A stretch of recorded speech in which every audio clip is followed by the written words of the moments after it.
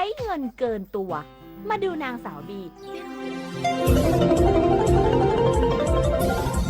วิทยุแห่งประเทศไทยให้ความรู้คู่ความสุขสถานีวิทยุกระจายเสียงแห่งประเทศไทยจังหวัดเชียงใหม่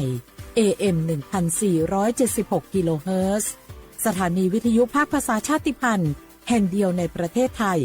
ที่มีความทันสมัยเชื่อถือได้สร้างอัตลักษณ์กลุ่มชาติพันธุ์สู่สากล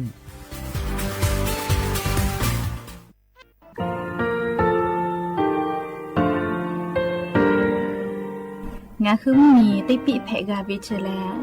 งาคือติกาติชูเลติเลเพกาวิมาเฮยาค่างาคือชอยาออตุคโลกาติเชวิออคโลคาติผาคาชูโยอาชูโยวิโยกาคาเดติเลอติเกกาพุติลาวิทัปาโตงาคือชอยาอาสติกาวิโยงาคือออตุคโลออคโลคากาติเชวิอือเวอีเวมาโกติยาลิเลทอกาอายีอือเวคาชเวเพวิโยอลักวงาคือออตุคโลออคโลคากาติยายามาเตียลาวิโลโกงาคือชอยาทอกาอาสติมากาวิคาชูงาคือมีติปิเพกาวิเจเลงาคือติมูติฉติเพเลอติกาลิเลอาชูโยเวอวูปุตาเวกันติภาคาเสติเกคาเดกากาติเชวิทัปาโตงาคือมีติปิฉกิเพลากาวิโยเชเลงาคือเทโจโมโคคางาคือมียาถาตอคอปิลาตาเว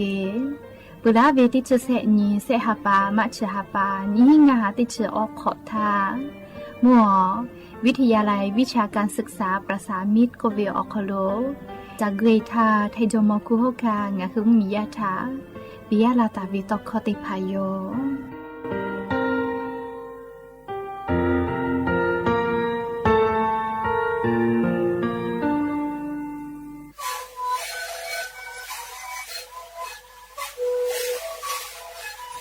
นี่คือมันคือยาแก้เชื้อดีออกข้อชิเลและบุคคลตัวคือออกดีจังหวัดที่ไหนเอ็มนาบาเต็งที่โอหาสิบสิบกิโลเฮิรตซ์เล่นเล่นหลอกเอาพ่อเอายาแก้เชื้อได้นาดีดูแลได้ชิ้นนาดีเล่นถือไปเอายาที่นาดีใช้แต่แล้วก็นาดีก็ขยายเล่นเล่นและหูคอก็ชื่อดีและงานและหูคอก็คือสมานนะคะดูในวิดีโอ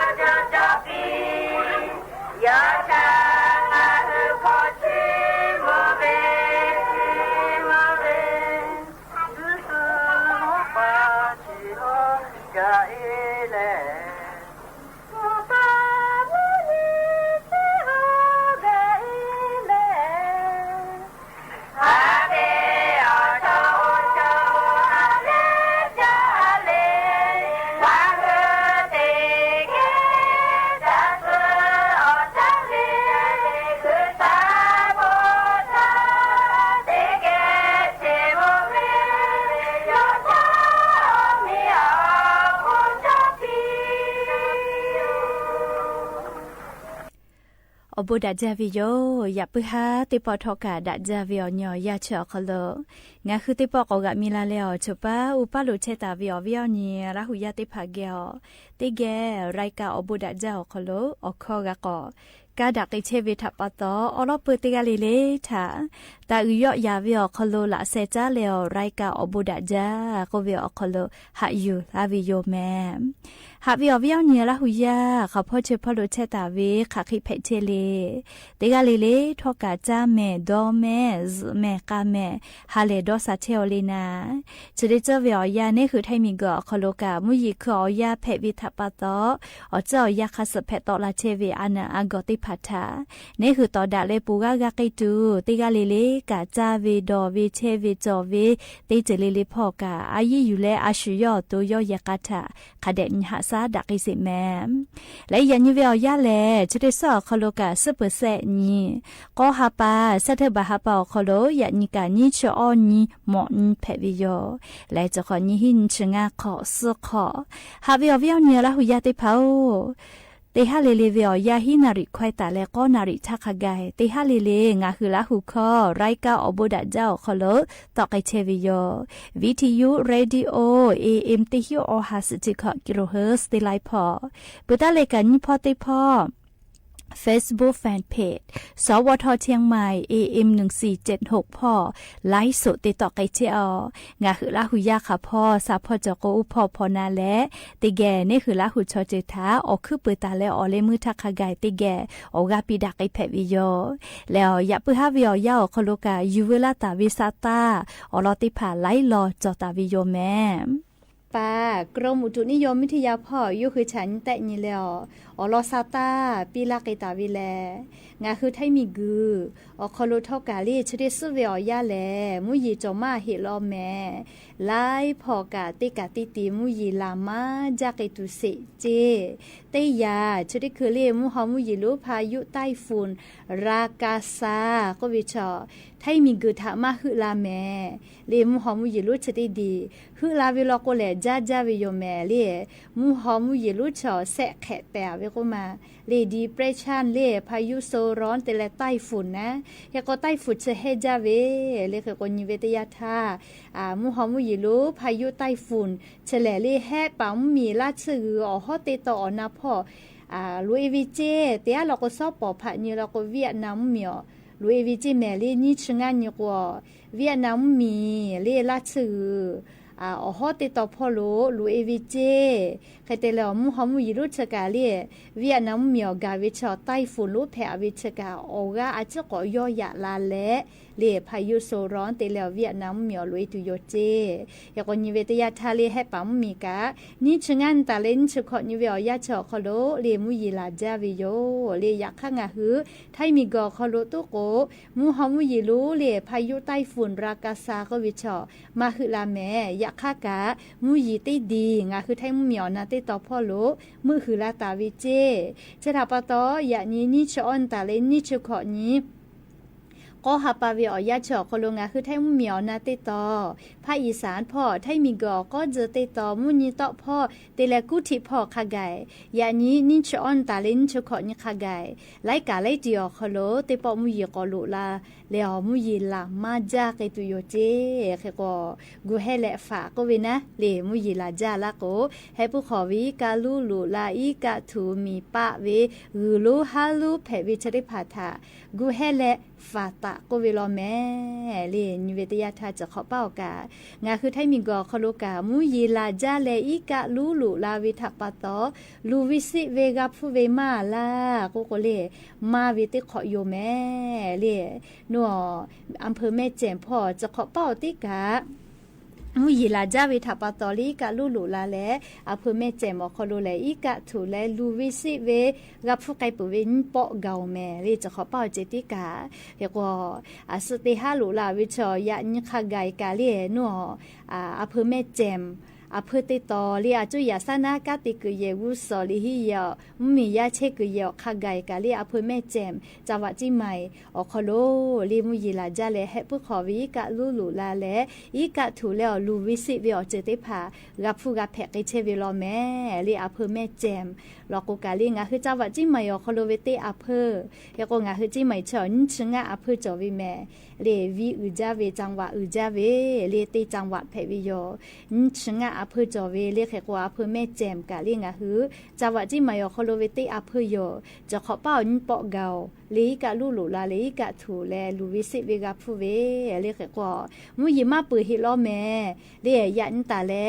เดียหย่อนนี่ชอนนะเรียกแต่เล่นชุกคนนี่ขากายเจงาคือแท้มีอ๋อนาติต่อพ่อลุงมีเบหุตาเวติกาลีติฮาวิอคนลุสุดเปอร์เซจิแม่สุดเปอร์เซกาโกแลเจ้าวิแม่เรียวเวียเนี่ยละหุยาติเผายานี่งาคือแท้มีอ๋อนาติต่อพ่อลุงสุดเปอร์เซเบหุตาวิอติติพาแลเรียจังหวัดเมฮอซอจีไมจีให้พะเยาหน้าลาปาลาพูน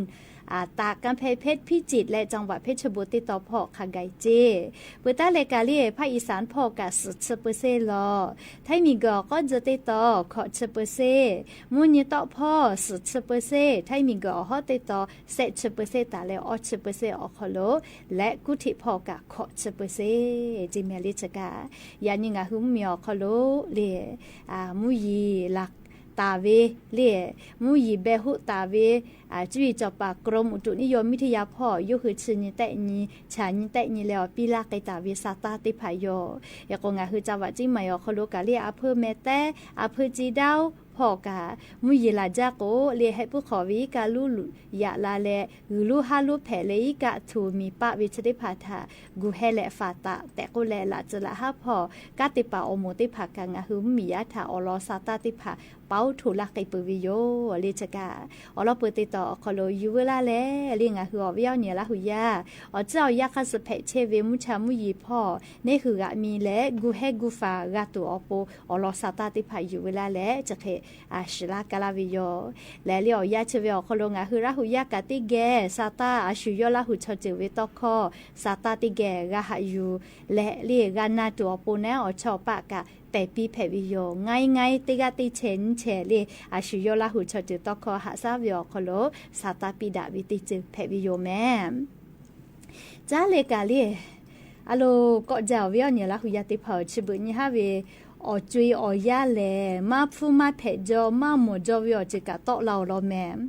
เฮกว่าซาตาชิริลอกาลีออจิเจวิโยลีออจิเจวิโยมัวเจ้ามากุฏิพ่อเลี้ยยาโซ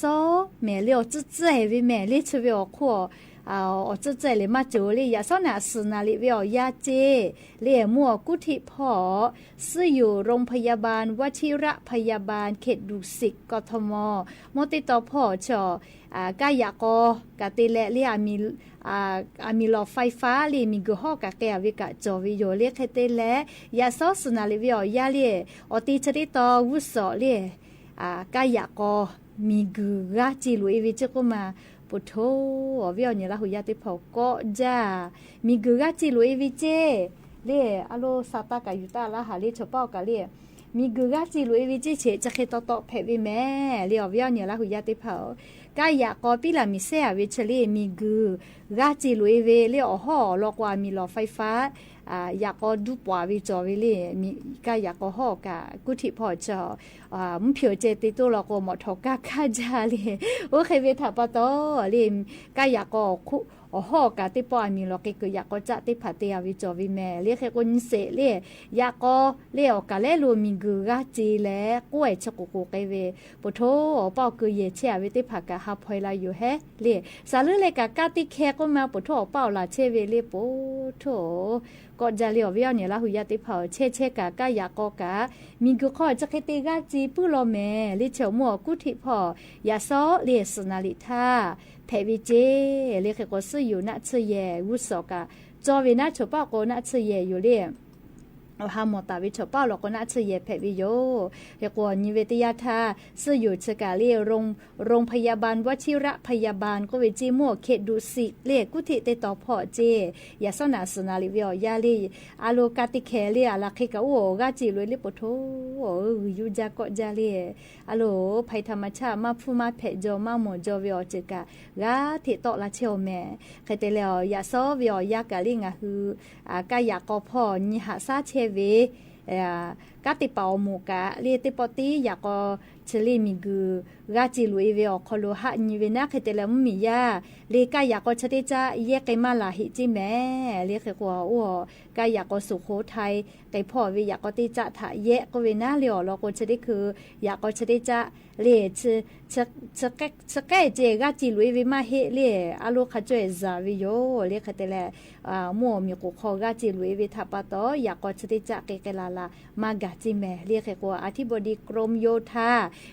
าก็วิชาเรียกกายากก็พ่อกาติป่าโอ้โหน่าเลียกุฏิพ่อเวอธิบดีกรมโยธาธิการและผังเมืองเรียกกติปติลาวิโยลิเฉลเพกอติซึ่งอยู่โรงพยาบาลวชิระพยาบาลวุโสเจโกมาเรียกก็อยากก็ชติจะชกอซาติเชวิลอเรียสถานีรถไฟฟ้าสีม่วงติจะเจโกมา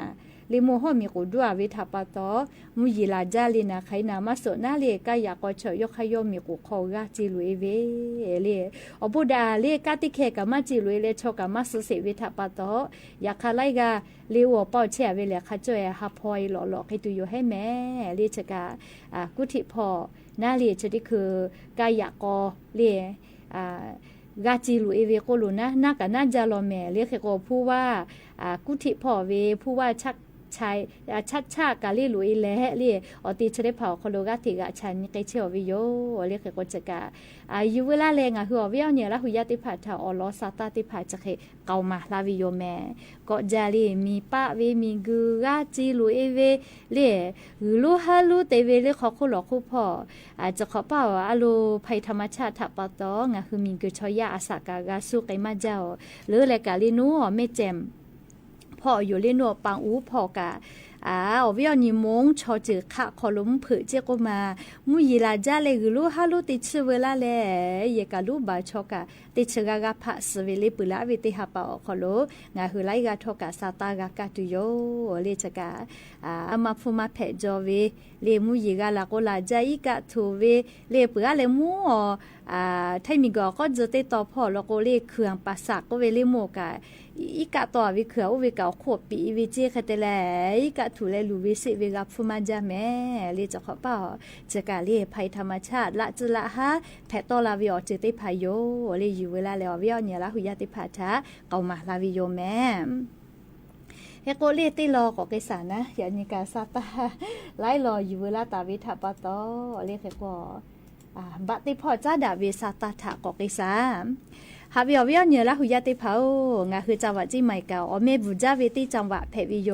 เลบะติวิพอกวละกซาลือเลกาลิหนัวมือฟ้าพอแม่เรียคะเซตาเลเจ้าหน้าที่กติปาติผาเจ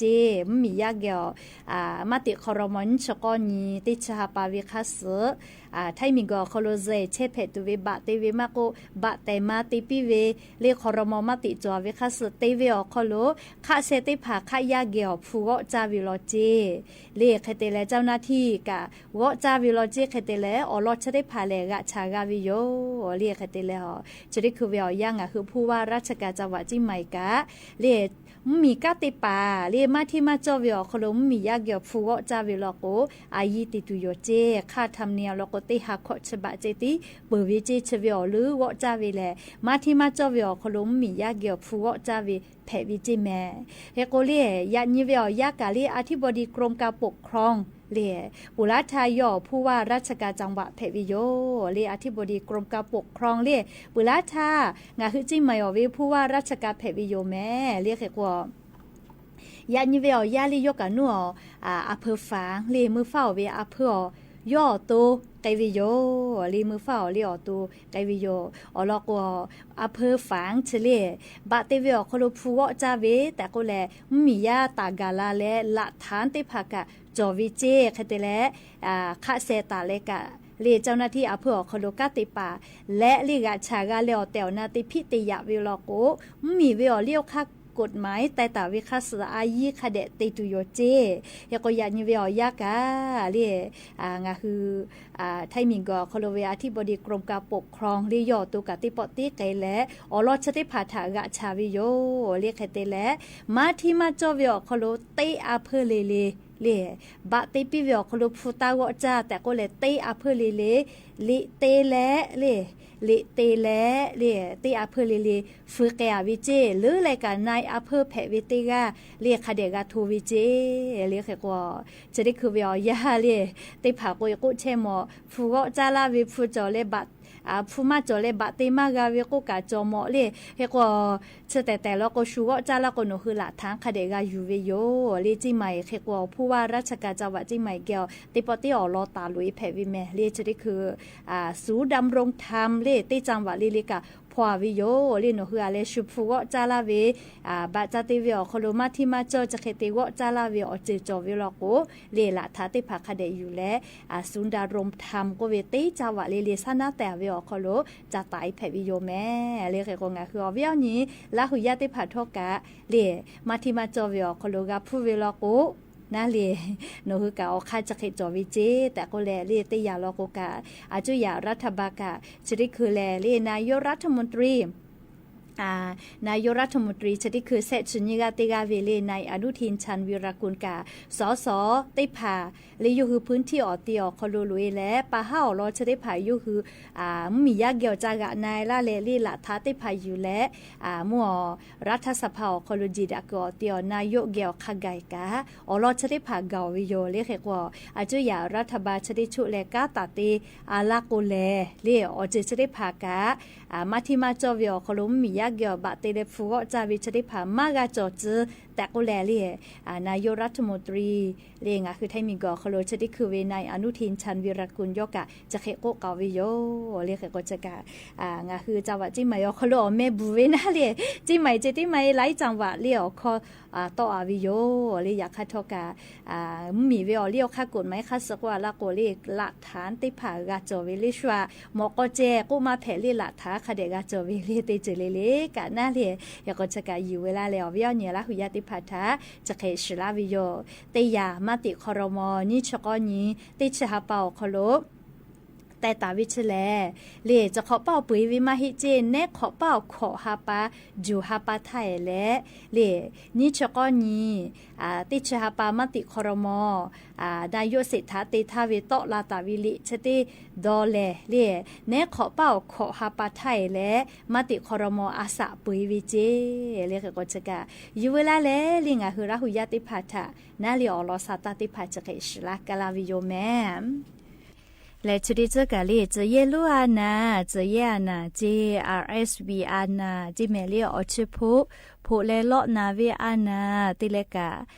ปุจักอปุลาเวไครัวอานาชริภากากาเทชอยาเกียวจ้าถาจ้าเป็นดักไอมาเชวิโลแม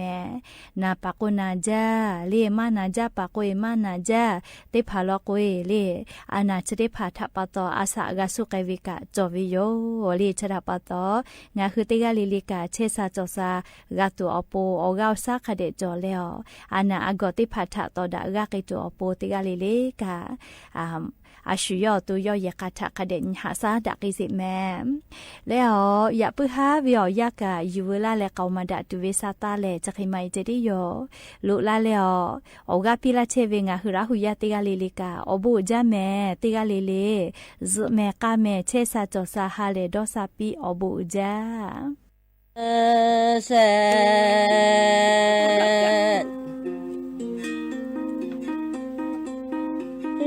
โตมาเจมาลาเวแมนาเชเนข้าก็หลอกก็ดีสิกาเนเตมาเชเวมาเอแม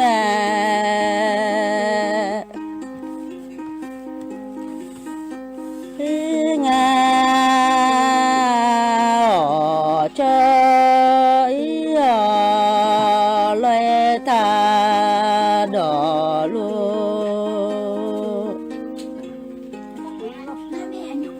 เตเกอีกามาโออีดอดาเลดอจออีเนมาชาเลงาเกสอีเสอีมือมาเวเดงาเนอาเชอีอเลโอ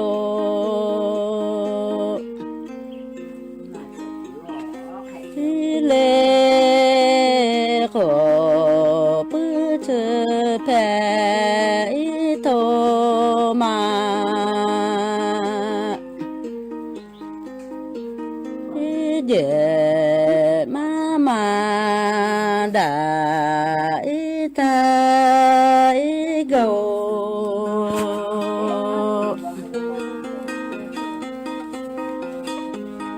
อีเลนจออีเนปามีมาอีเจมาโกถาอีกามาเจเวอีมาเฮเล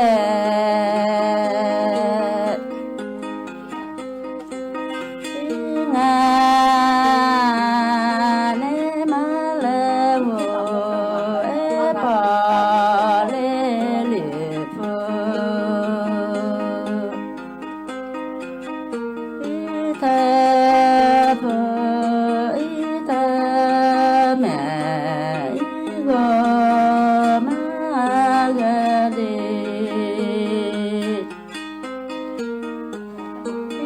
งาเนโกเนเตมาเปโอดาเวอีเจติโย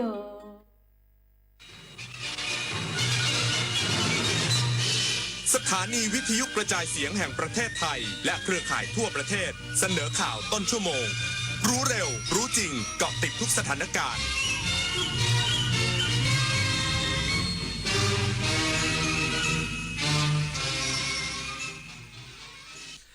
รับฟังข่าวต้นชั่วโมง 21 นาฬิกากับผมบุญมาศรีหมาดครับผู้ว่าราชการกรุงเทพมหานครสั่งเร่งอุดช่องว่างป้องกันดินซุดหน้าโรงพยาบาลวชิระพยาบาลอีกสักครู่กลับมาติดตามรายละเอียดครับ ชาติศาสนาพระมหากษัตริย์คือรากฐานของความเป็นไทย ร่วมกันสืบสารปกป้องและภาคภูมิใจในสถาบันหลักของชาติเพราะความมั่นคงของแผ่นดินเริ่มต้นจากหัวใจของเราทุกคนรักชาติรักษาศาสนาเทิดทูนสถาบันพระมหากษัตริย์รวมพลังความรักสร้างชาติให้ยั่งยืน เอาถอยไปหน่อย เห็นไม่ชัดอ่ะ เห็นไหมคะ ถอยอีกนิดนึง เห็นหรือยังคะ อีกนิดนึงได้ไหม โห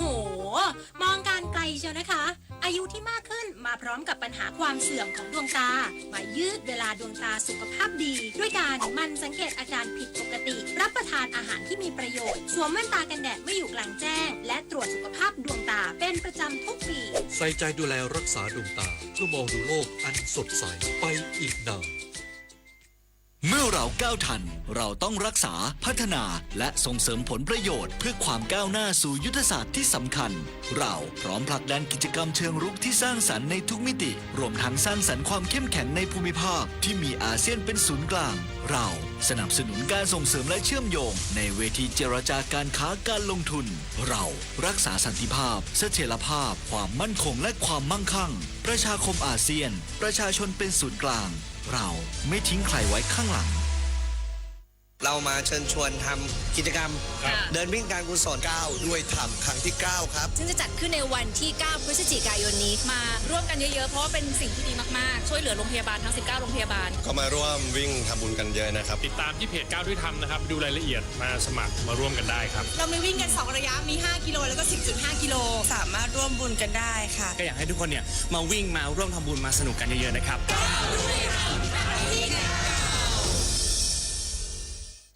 ผู้ว่าราชการกรุงเทพมหานครสั่งเร่งอุดช่องว่างป้องกันดินซุดหน้าโรงพยาบาลวชิระพยาบาลเพิ่มเติม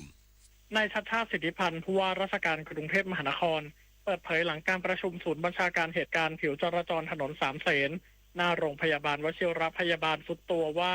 ขณะนี้ได้ทิ้งกระสอบทรายลงไปอุดช่องว่างใต้ดินซึ่งทำให้สถานการณ์การไหลของดินมีความเสถียรมั่นคงมากขึ้น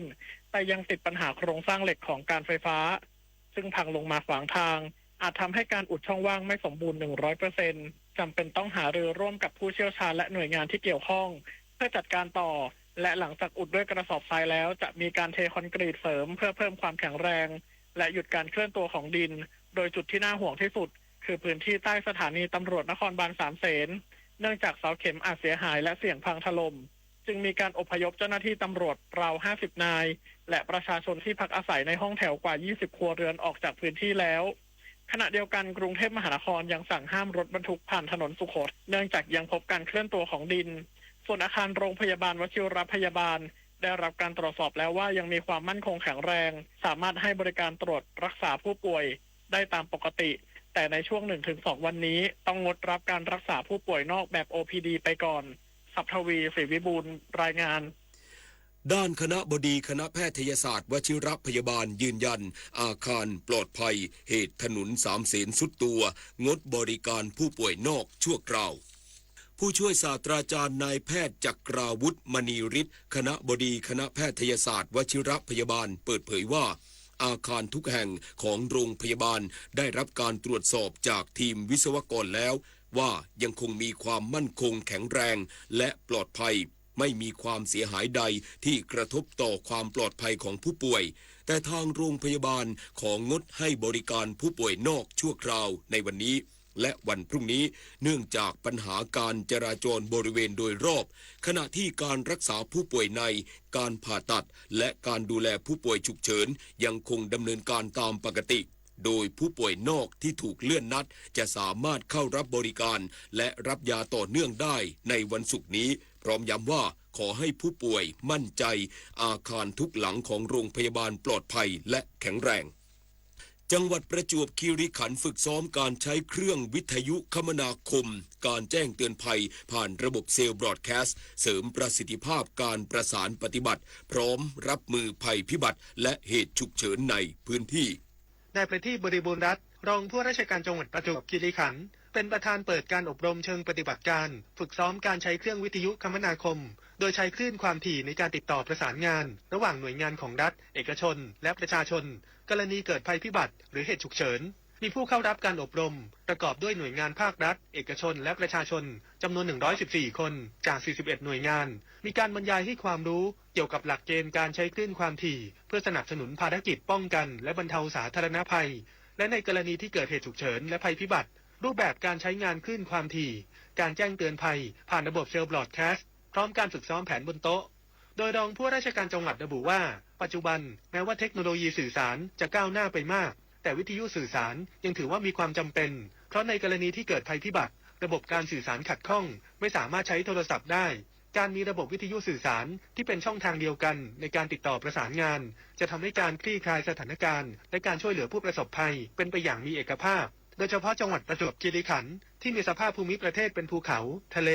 บางพื้นที่ไม่มีสัญญาณทำให้การประสานการปฏิบัติมีประสิทธิภาพช่วยลดการสูญเสียต่อชีวิตและทรัพย์สินได้กรณีเกิดภัยพิบัติขึ้นในพื้นที่ธนวัฒน์วงศ์วิริยะวณิชสวทประจวบคีรีขันธ์รายงานจบข่าวบุญมาศรีมาศอ่านรับฟังข่าวครั้งต่อไปเวลา 22 นาฬิกาติดตามข่าวที่นำเสนอไปแล้วได้ที่ www.thainews.prd.go.th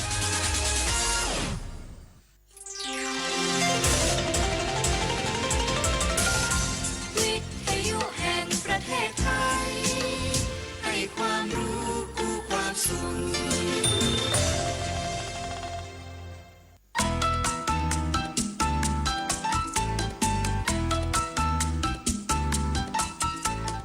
ครบครันด้วยสาระข่าวสารและความบันเทิง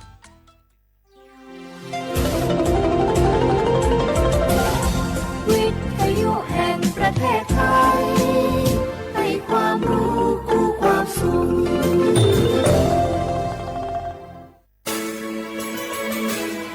สถานีวิทยุกระจายเสียงแห่งประเทศไทยจังหวัดเชียงใหม่ AM 1476 กิโลเฮิรตซ์สถานีวิทยุภาคภาษาชาติพันธุ์แห่งเดียวในประเทศไทยที่มีความทันสมัยเชื่อถือได้สร้างอัตลักษณ์กลุ่มชาติพันธุ์สู่สากล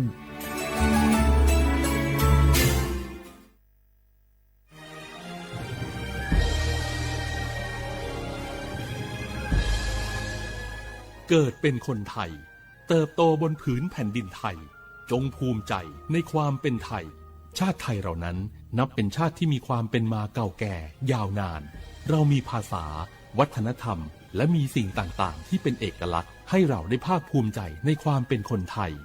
เราควรเห็นคุณค่าและมีความรักชาติหวงแหนแผ่นดินอันเป็นมรดกของบรรพชนร่วมภาคภูมิใจในความเป็นไทย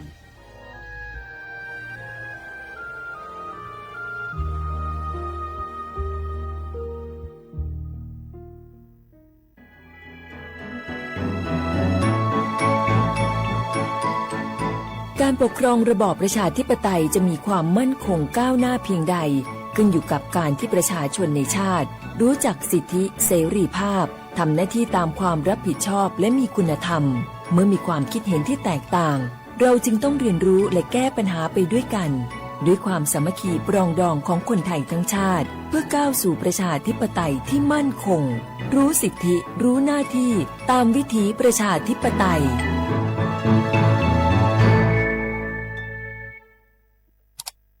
อ้าวแชร์เข้าไ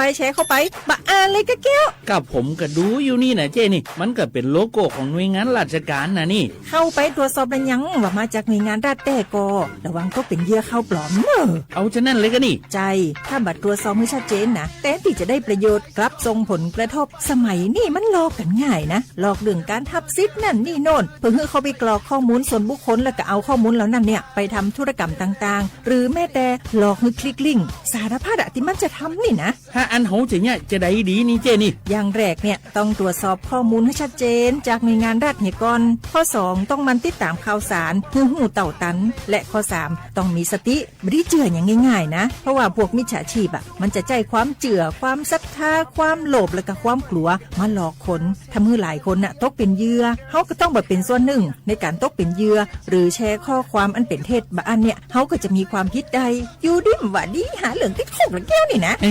ขอโทษครับเจรู้เท่าทันป้องกันการตกเป็นเหยื่อจากแก๊งหลอกลวงปรารถนาดีจากสำนักงานประชาสัมพันธ์ที่3กรมประชาสัมพันธ์ค่ะฮัลโหล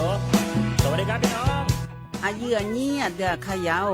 โฆษณาไกกะกอสถานีวิทยุกระจายเสียงแห่งประเทศไทยจังหวัดเชียงใหม่พบปานเนอบีเคฮอมอนาไอออนหลีญาเมเจสถานีวิทยุกระจายเสียงแห่งประเทศไทยเฮนาอย่าซิมก้อนบีเอดูอย่าล้อนแต่ช่องหางละหาเชลกับปอจากกันเนอดูพ่ออีสอนนี่กามาเล่าเนกามองขากากาอีกุญญาอายุเนียวโฆษณาบีเกหมอญาแล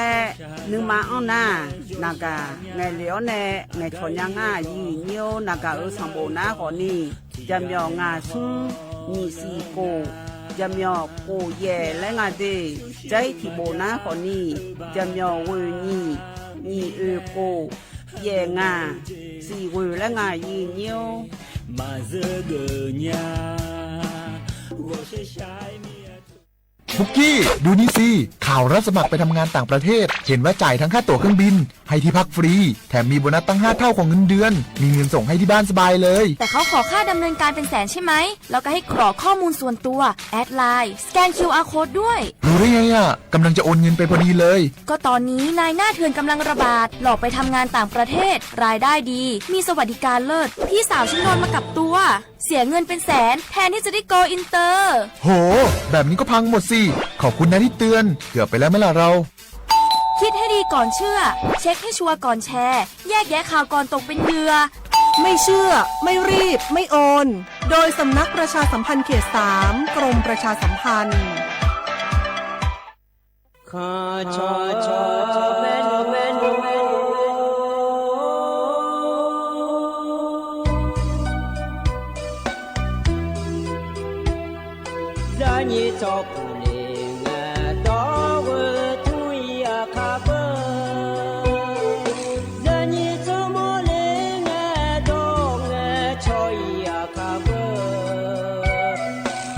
พามาสิจอชาโล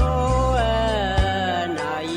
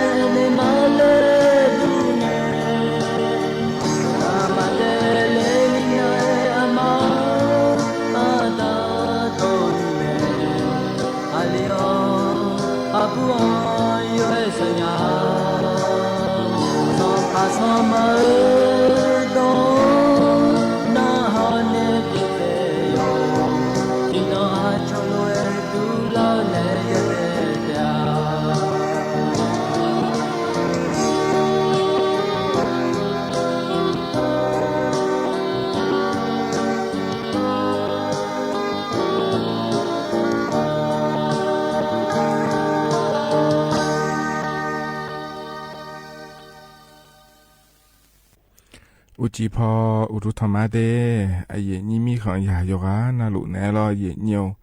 อันนิมจิกะลอยมีนาลุทองเจอลอไอเยนี่โยกานาลุแนพยาทองเจมีเดเยเนียวเดนิมจินาขอเนี่ยจอนเจอลอสุมนังมีฉลาแม่เยเนียววันพุธเงินงานในเยนี่เธอมีนาลอนิมจินางานแหนอายุเชื่อมือแนที่คอลเวจดามาเยเนียวยมยากานะขอเนี่ยนกานิโยฮาเมียวโยฮากาโยฮายาแน่รอเยเนียวอิยุมเฮกาเฮยามละคุยนาลีกุละเจเอียงานแน่เยนี่เดี๋ยวเจนาลูรอม่วงเฮหนาวแน่ก่อนนะอายามละคุยขอจ่าเดียแน่รอเยเนียวทีวีหอแน่โลแล้วรอเยเนียวเฟซบุ๊กเนื้อแน่โลแล้วรอเยนี่อยู่อายามละคุยรอจอลวัวดูเยเนียวนิมจีนางานนี้อายุเชื่อเหมือนที่คอรู้ว่าจดามาเดย์เยเนียเดเยนี่อยู่กันนะรู้ว่าล้อเยนี่ย้อนนะรู้ชันแท้เนี่ยน่าหาหลารู้ว่าน่าหายาแม่เยเนี่ยเราเหรัฐบาลก็มาเราเยนี่เนี่ยก็ต้องเชื่อมาจะกะกะดาในบีซีบีกะมาเดย์เยเนียเดเยนี่เฟซบุ๊กไปเนี่ยขอนี้น่าหายาแม่เยเนี่ยน่ารู้นะขอเนี่ยกดไลค์กดแชร์แล้วเถอะจะไหนจะแม่เดย์เยเนียเดโยกานารู้ว่ายากาเกิดพายรอเยเนียวรอเยเนียวก็จะกะกะด้านในบีซีบีกาแต่มังเกอรอทกาดอช้าขอเนี่ยไปบ่แล้วก็เยเนียวพอเนี่ยบินหาดามาเยเนียเราอยู่ทกาถนจุลังเนี่ยพอเนี่ยบินหาดาดอช้าทกาเทบยุ่มนารอเยเนียวอาโดอักขอจูบอเนชาดอช้าเดเยเนียวเดอาวูบันเนดอชาแม่เยเนียยาพีและงานเทเยเนียวเธอแน่ชาถาลอยเนียวหูบานาขอเนี่ยยาพีเธอรออดูไทยมีของเราคืออดูหน้าตาชอหารอยาพีเธอยอมยานีอยู่เมื่อจ้องเยเนียหรอหน้ายาพีหน้ารอเยเนียวเธอแน่ชาใช้ยุ่มรอเยเนียยาชิชก็เดินในอยู่บนน้ายากาปีอเดเยเนียเดหมอขอนี่เราเลยนิยาพิเทเนอรอยากาจันโดเลียนอยู่แม่ยเนี่ยขอนี่แม่ยานี่นะขอเนี่ยฮยอหังราคาบิเชก็ดูโลแล้วเราเนี่ยยอหังนึงมั้งถุมเล่นนี่โลเลยอยู่เมื่องานแน่เยนี้แต่มีแน่รอเยเนี่ยเธอยอมยาขอเนี่ยยาพี่เธอเนี่ยอยู่เมื่อนะขอเนี่ยมือลาพักเลยที่ขอจออีแล้วเรายังมาดูขอจออีมันจะขอตัวขอมาเปลี่ยนเลยแล้วเราเลยนี่ยอมยาเจเดล่ามีเนี่ยถึงมีเนี่ยยาพี่มาดูมามึงงาเดแล้วเราเนี่ยเราจองงาเดแล้วเราจะใช้ยอมยานี่จนโดนเลยจะไม่อาจจะขาดเนี่ยเราเนี่ยไม่ให้เงี้ยยามเราคือเราจะใช้เหรอก็จนโดนเลยจริงงานเนี่ยดูอาคอนเนี่ยเราจะโดนเลยเนี่ยเนี่ยบินาหาเราเนี่ยยุ่มขอนี้จ้องอาศิเดเยเนี่ยเดยัวยาพิษยาเสพติดและเปียกแม่ในเยนี้ส่วนมาขาลอกาแม่เยอะในยุ่มว่าแม่รอเยเนี่ยจ้องหัวปะปาเดเยเนี่ยเดเธอมีเนี่ยรอเยเนี่ยยุ่มขอนี้ที่อาณาล้อเลยเยนี้ดอกหัวเยอะเดขอนี้จ้อลอยยสุเดขอจ้อแล้วเลยเยนี้ไม่ในยาพิษรอช่วยอย่างโยเดล่างานและให้อาทุบานในหัวโลบโดถาลัวรอเยเนี่ยพอในปีน่าหาดาวมาถ้ามีเนี่ยเราน่าหาเปียวดูโยงานาลัวเดเยเนี่ยเดถ้าก็ติดยุ่มแต่มันก็ยังมียุ่มรอแหลมถายามแม่เยเนี่ยรอขนมอายามให้เนี่ยลัวพอเนี่ยปีน่าหาดามาเดเยเนี่ยเดที่เขาลัวจะดามาเยเนี่ยให้รอเหตุการณ์เนี่ยนะเยเนี่ยอันเนาะจะแม่จักาเนี่ยมาเดเยเนี่ยยุ่มจีเหตุการณ์เยเนี่ยเนี่ยถอนเจอรออาเดียขาอันเนาะนะမြို့ထင်န်ချလာငါတဲ့ရညုံဘလောက်စီနာခေါနီယာဝစီအခုနာဆာတိခုငါတဲ့ရညုံတဲ့ ไทยอันนาอินาวันพุธอันนานีเชบาลาสีรอกันยายนและคัวสิเดอะโคนาขอในนิพังอายาโกเชเยเดเยเนียวเดเฮนาโคโตละโตลอเยนี่นะทอนเจอนุ่มจีอายามละคัวเยเนียวงั้นเนี่ยก็กอเลมถ้ารอมายังจะกาดในมีนาตัวชาติบิมแล้วพนะหาดามาเดเมื่อจ่อรอกระจับจ่อแล้วต่อปะเนมลาญาและชาตัวช่างไงเดนะหาเปียวดามาอี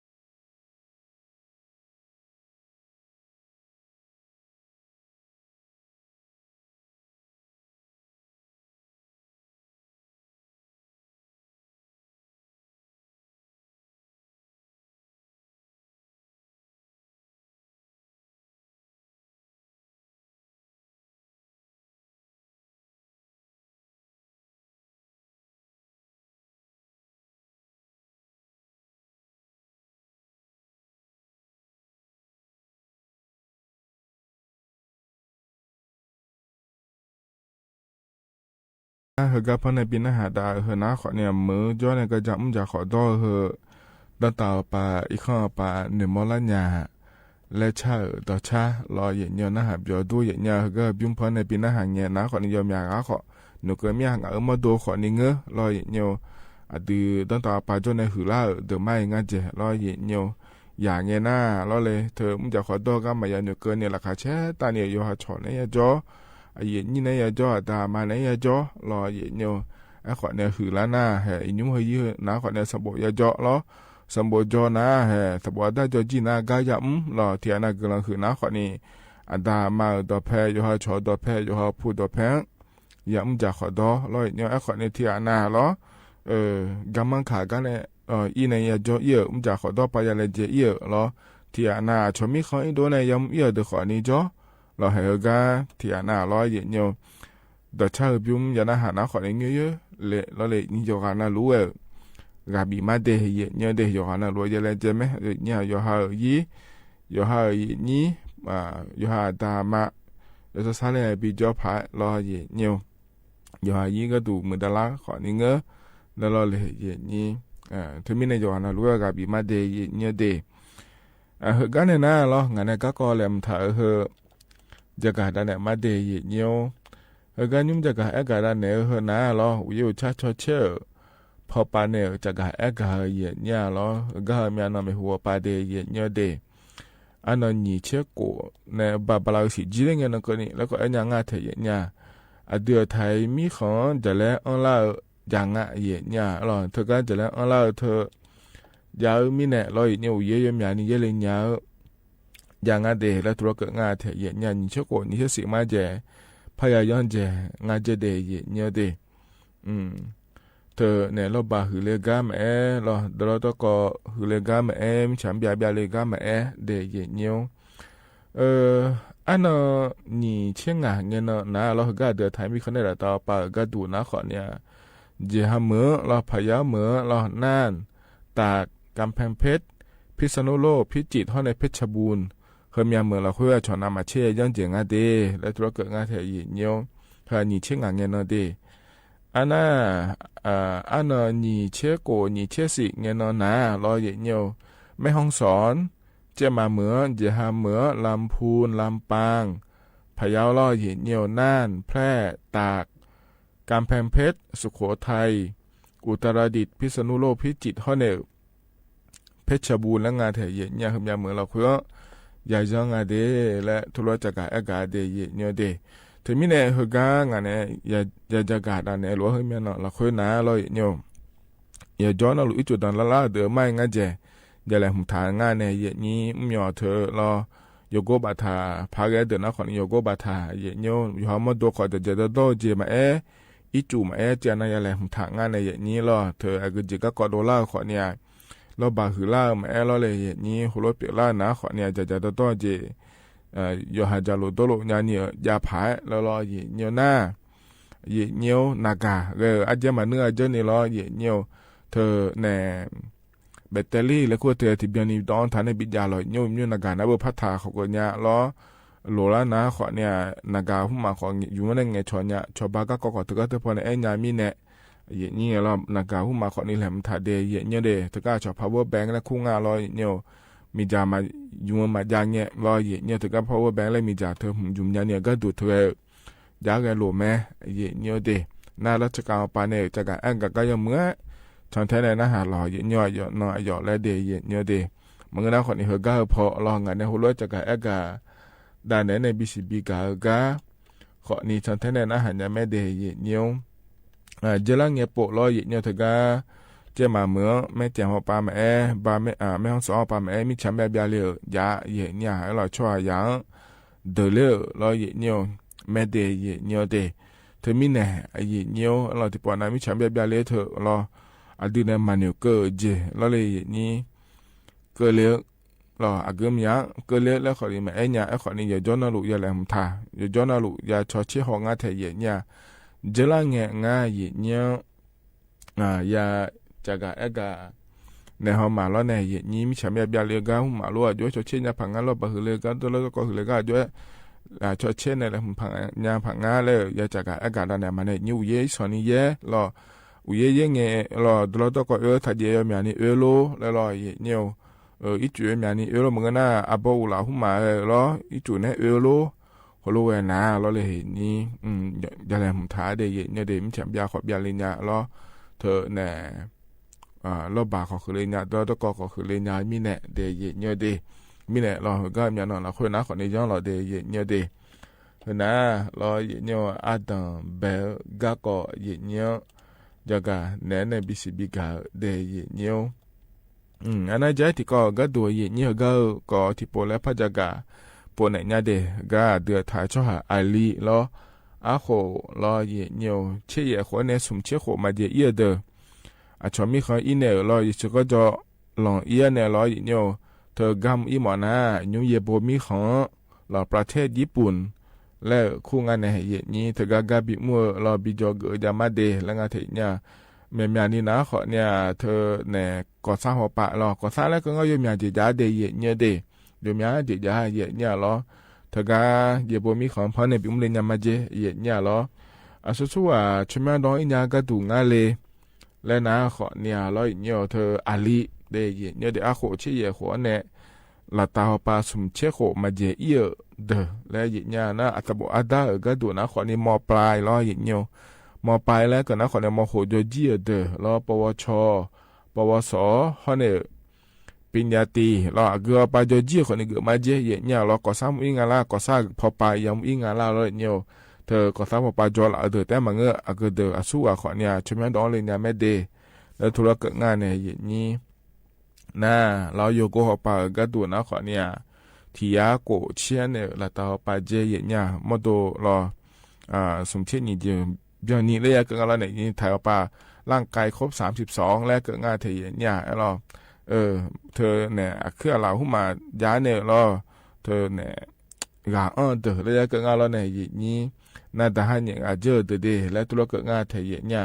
นั่นแต่มันเนี่ยหัวกัดถิ่นโบราณทายยังโบทายยังเทียมาในรอเนี่ย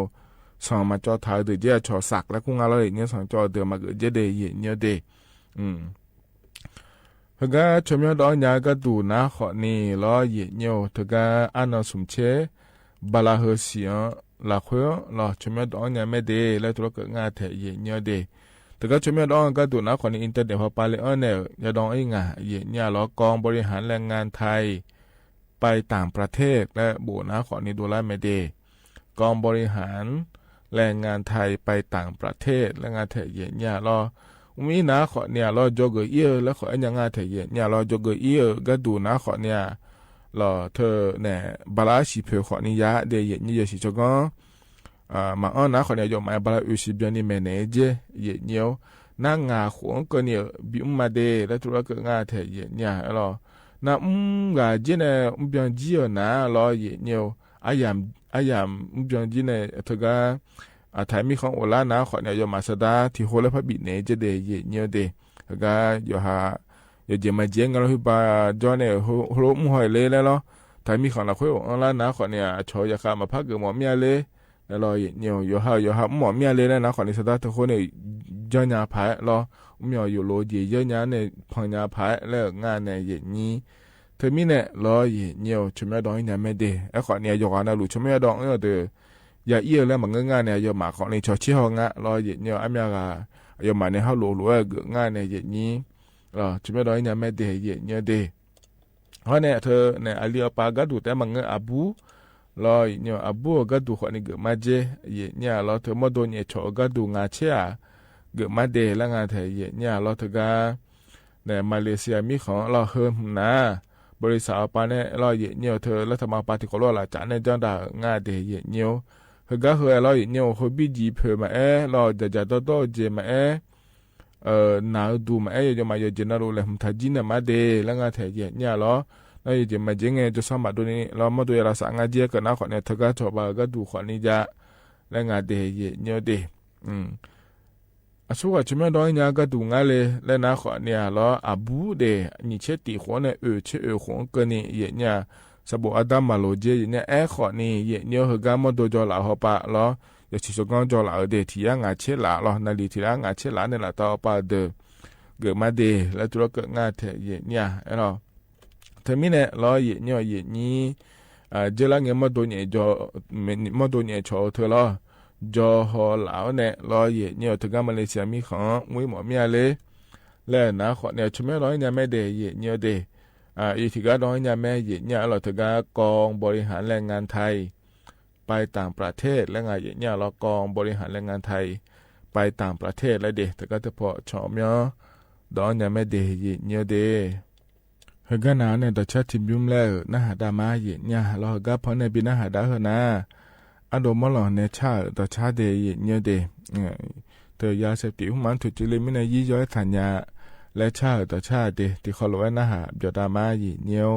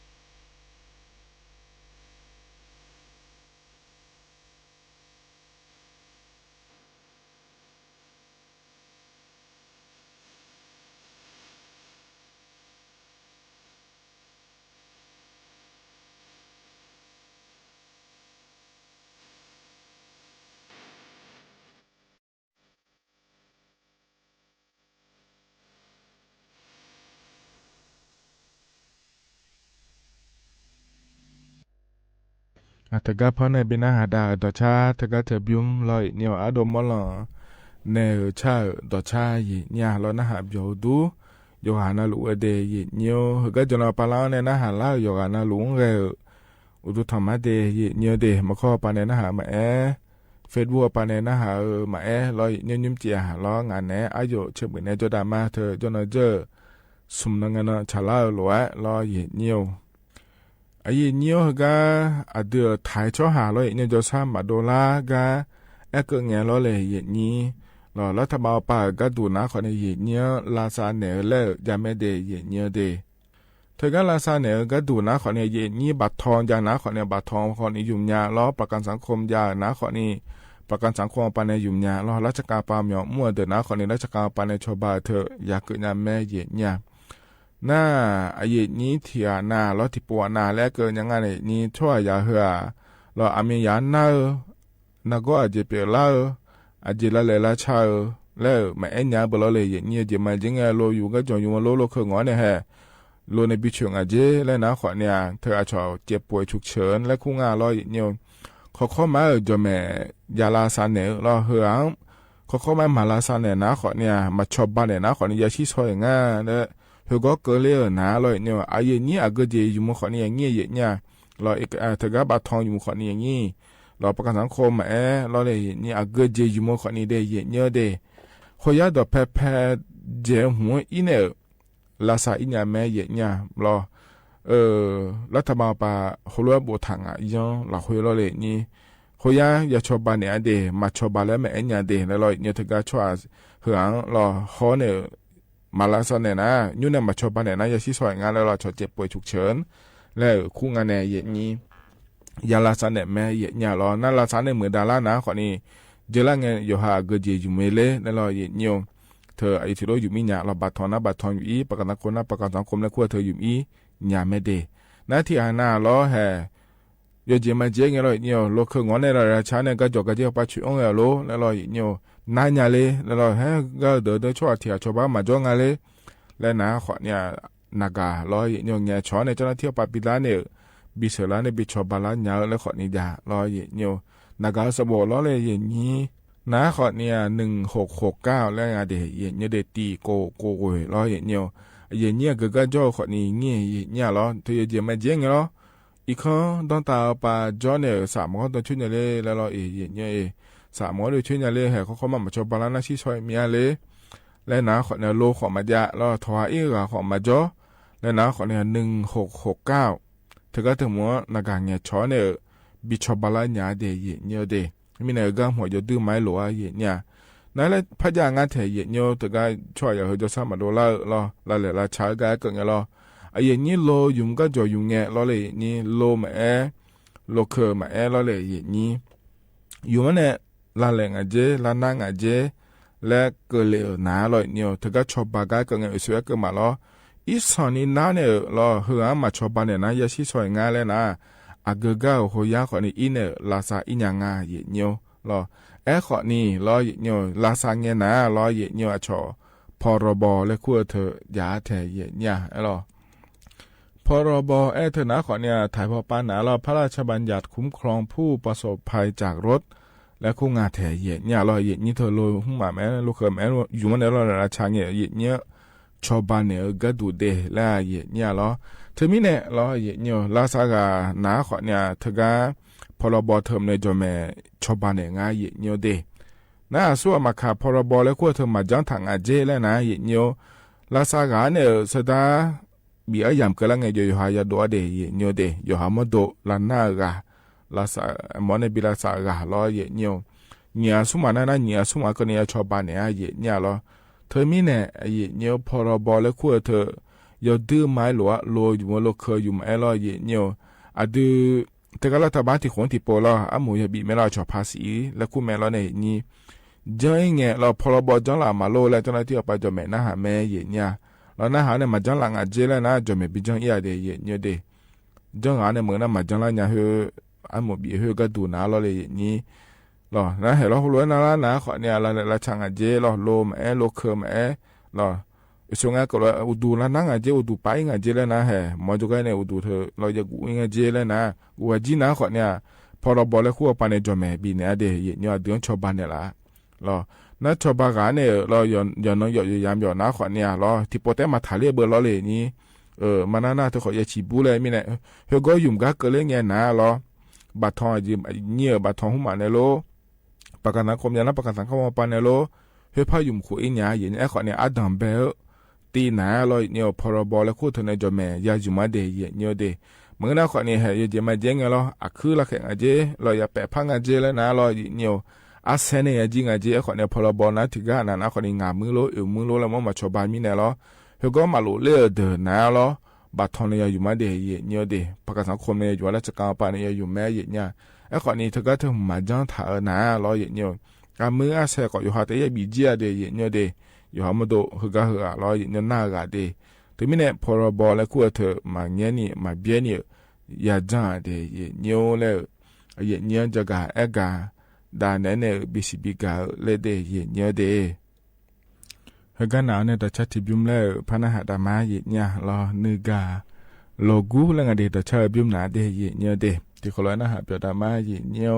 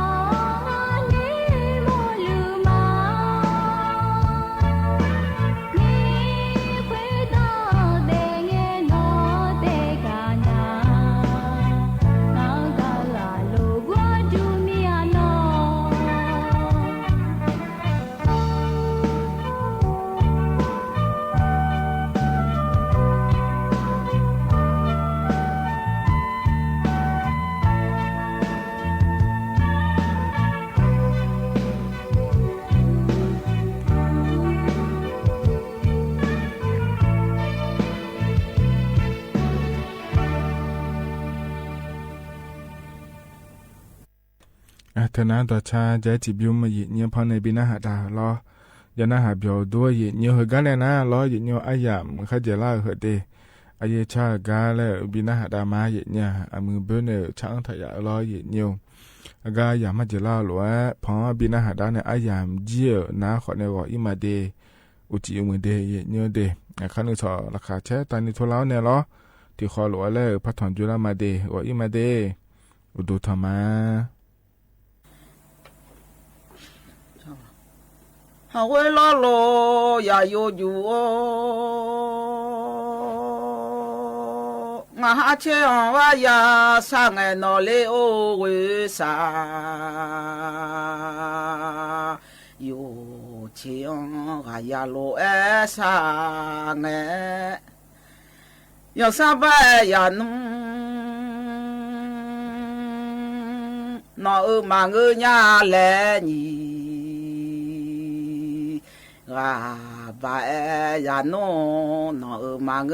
ญาเลฮอวบายานุนอเลมียาฮอบิโอเมฮอเจจียายงเอนอเลโอเวบุโดโยจิยามีฮอบิโอเมฮอเบียเบยงเอนอเลโอเวยาซาจาลาวงนอมาเงมีญาณีจาลาวอนอมาเงมีญาฮอวจาลาวอนอเลมียามิซามาบอชอเลเดซอนมาบอชอเลเดฮอวมีขอยาโยจูโอมียาลืดาหอแฮเปิงนอเลโอเวลาบอลืดาหอแฮเปิงนอเลโอเวยังซาเจ้าลาเจ้าเย่บอเบอมาเงญาแลนีกาเจ้าลาเจ้าเย่บอเบอมาเงญาแลฮอวจอลาจอเยบองบุเลมียามิซามาบอชอเลเดซอนมาบอชอเลเดมียาลืดาหุมโยโซเอนอเลไงเลโอเวลาบอดาหุมโยโซเอนอเลไงแลโอเวยาซาจาลาโยนอมาเงมีญาณีจาลาโยนอมาเงมีญาฮองเวจาลาโยนอเลมียามิยามาบอชอเลเดซอนมาบอชอเลเดฮาวมีขอจะโยจูโอมียาเชดือมีลาเบมายาฮอชอมานีกามออาชอโลเองนาโหนูดุงอจอชีมาคามาเลโอเวนึก็ดุงอจอชีมาคามาเลโอเวก็เดอเลจอดอมามามียาสองมาบอชอโลเอจอเงเอาไว้มีขอจะโยจูโอคือมาคือเสผู้โจอาลีฮาโอเวบองดอคือเสผู้โจอาลีฮาโอเว พระแค่พระผู้จอมมาจีดอยกาลีข้องาลมาจาลอโลอามาโนเลโอเวบุโดโยจิยามียาจูลูบาผู้นอซาเกาลีฮอมียามาจูกันนอจูอาลีฮอโอเวอูดู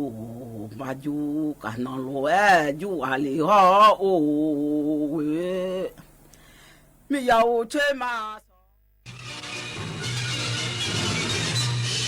สถานีวิทยุกระจายเสียงแห่งประเทศไทยและเครือข่ายทั่วประเทศเสนอข่าวต้นชั่วโมงรู้เร็วรู้จริงเกาะติดทุกสถานการณ์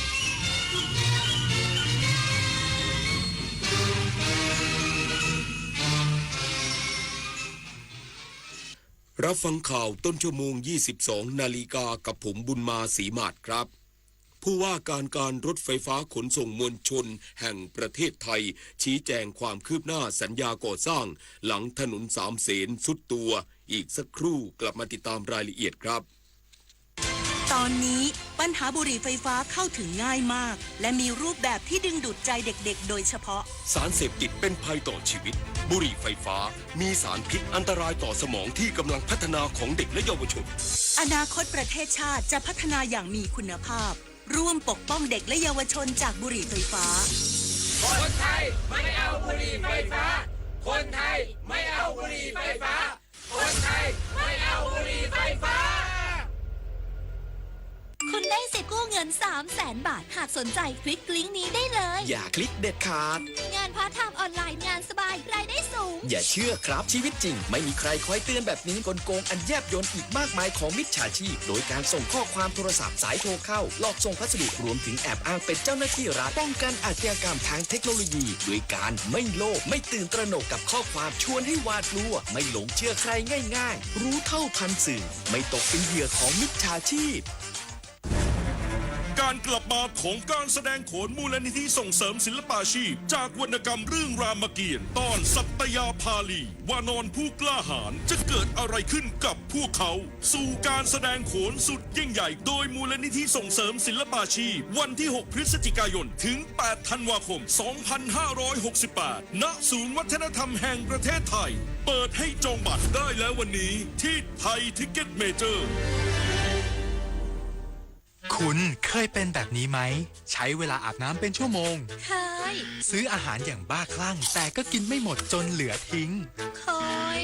ซื้อเสื้อผ้าราคาไม่แพงแต่ซื้อบ่อยก็เคยหลงลืมที่จะปิดน้ำปิดไฟเมื่อไม่อยู่บ้านเคยเราอยากให้คุณหยุดกิจวัตรประจำวันที่เป็นการทำร้ายโลกช่วยกันรักษาและฟื้นฟูตั้งแต่เรื่องเล็กๆที่เริ่มได้ด้วยตัวเราอาจเป็นเรื่องใกล้ตัวที่สามารถทำได้ไม่ยากผู้ว่าการรถไฟฟ้าขนส่งมวลชนแห่งประเทศไทยชี้แจงความคืบหน้าสัญญาก่อสร้างหลังถนนสามเสนหน้าโรงพยาบาลวชิระพยาบาลสุดตัวนายการผจญอุดมธรรมภักดีผู้ว่าการรถไฟฟ้าขนส่งมวลชนแห่งประเทศไทยหรือรฟม.เปิดเผยภายหลังการประชุมศูนย์บัญชาการเหตุการณ์ผิวจราจรถนนสามเสนหน้าโรงพยาบาลวชิระพยาบาลสุดตัวว่าโครงการก่อสร้างรถไฟฟ้าที่เกี่ยวข้องยังอยู่ในกรอบสัญญาโดยมีกำหนดแล้วเสร็จในปี 2570 ไม่ได้ล่าช้ากว่ากำหนด 3 เดือนตามที่มีการตั้งข้อสังเกตทั้งนี้โครงสร้างหลักของอุโมงค์รถไฟฟ้า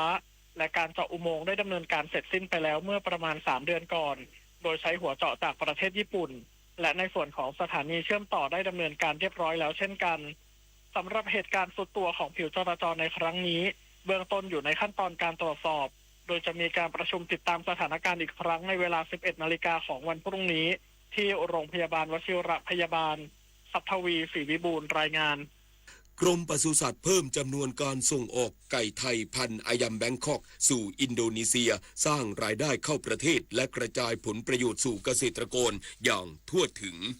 นายสัตวแพทย์สมชวนรัตนมังคลานนท์อธิบดีกรมปศุสัตว์เปิดเผยว่ากรมปศุสัตว์ ได้ดำเนินการส่งออกไก่พื้นเมืองมีชีวิตพันธุ์อายัมแบงคอกไปยังประเทศอินโดนีเซียอย่างต่อเนื่องโดยล่าสุดได้ส่งออกเพิ่มอีกจำนวน50ตัวคิดเป็นมูลค่ากว่า7ล้านบาทซึ่งแสดงให้เห็นถึงศักยภาพและคุณภาพของสายพันธุ์ที่ตลาดต่างประเทศให้การยอมรับโดยเฉพาะอินโดนีเซียที่มีความต้องการสูงอย่างต่อเนื่องกรมปศุสัตว์พร้อมสนับสนุนเกษตรกรผู้เพาะเลี้ยงให้สามารถผลิตได้ตามมาตรฐานสากลเพื่อสร้างรายได้ที่ยั่งยืนและขยายโอกาสทางการค้าสู่ตลาดโลกโดยที่ผ่านมาไทยได้ส่งออกไก่พื้นเมืองพันธุ์ดังกล่าวตั้งแต่วันที่17กรกฎาคมที่ผ่านมาซึ่งล่าสุดมีมูลค่าเฉลี่ยถึงตัวละ 140,000 บาทซึ่งเป็นการตอกย้ำถึงกระแสความนิยมและความเชื่อมั่นในคุณภาพสินค้าเกษตรมูลค่าสูงของไทยนอกจากนี้ยังเตรียมการส่งออกครั้งที่5อีก50ตัวในช่วงต้นเดือนตุลาคมนี้อีกด้วยทั้งนี้ความสำเร็จดังกล่าวยังสอดคล้องกับนโยบายของรัฐมนตรีว่าการกระทรวงเกษตรและสหกรณ์ที่ให้ความสำคัญในการผลักดันสินค้าเกษตรมูลค่าสูงและซอฟต์พาวเวอร์ของไทยสู่ตลาดสากลเพื่อสร้างรายได้เข้าสู่ประเทศ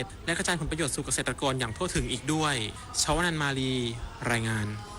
ผู้ว่าราชการจังหวัดเชียงใหม่สั่งการ 25 อำเภอเฝ้าระวังสถานการณ์อุทกภัยในพื้นที่พร้อมช่วยเหลือประชาชนทันทีหากเกิดสถานการณ์โดยเฉพาะกลุ่มเปราะบางนายทศพล เผือดอุดมผู้ว่าราชการจังหวัดเชียงใหม่สั่งการในอำเภอทั้ง 25 อำเภอตลอดจนหน่วยงานที่เกี่ยวข้องเน้นย้ำอำเภอทางโซนใต้ของจังหวัดเชียงใหม่ได้แก่อำเภอกัลยาณิวัฒนาแม่แจ่มฮอดและอำเภอสันป่าตองซึ่งเป็นพื้นที่ที่มีฝนตกอย่างต่อเนื่องในระยะนี้อาจส่งผลให้เกิดน้ำล้นตลิ่งหลากเข้าท่วมบ้านเรือนประชาชนและพื้นที่ทางการเกษตรเฝ้าระวังติดตามสถานการณ์อย่างต่อเนื่องและแจ้งเตือนประชาชนผ่านกลไกท้องที่ท้องถิ่นกำนันผู้ใหญ่บ้านผู้นำชุมชนและอาสาสมัครภาคประชาชนพร้อมทั้งจัดเตรียมเครื่องมือเครื่องจักรกำลังคนให้พร้อมปฏิบัติงานในทันทีหากเกิดสถานการณ์ในพื้นที่ขณะเดียวกันส่วนอุทกวิทยาที่1เชียงใหม่ได้แจ้งค่าดัชนีความชุ่มชื้นของดินโดยจังหวัดเชียงใหม่มีพื้นที่ที่ต้องเฝ้าระวังดินโคลนถล่มจำนวน6อำเภอได้แก่อำเภอเชียงดาวแม่แจ่มแม่แตงเสมิงดอยสะเก็ดและอำเภอกัลยาณิวัฒนาเน้นย้ำให้พื้นที่เตรียมความพร้อมเฝ้าระวังและติดตามสถานการณ์ดินโคลนถล่มอันเนื่องมาจากฝนตกต่อเนื่องในพื้นที่พิมลกันเดชาชัยทีมข่าวสวทเชียงใหม่รายงานจบข่าวบุญมาศรีมาศอ่านรับฟังข่าวครั้งต่อไปเวลา 23 นาฬิกาติดตามข่าวที่นำเสนอไปแล้วได้ที่ www.thainews.prd.go.th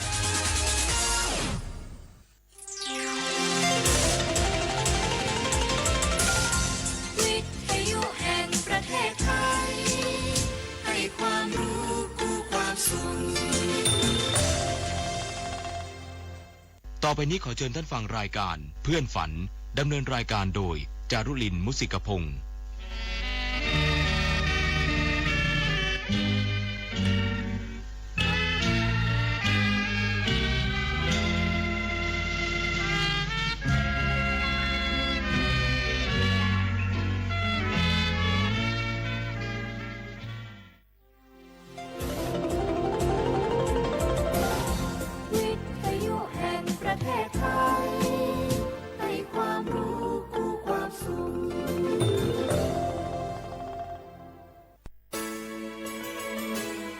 สถานีวิทยุกระจายเสียงแห่งประเทศไทยจังหวัดเชียงใหม่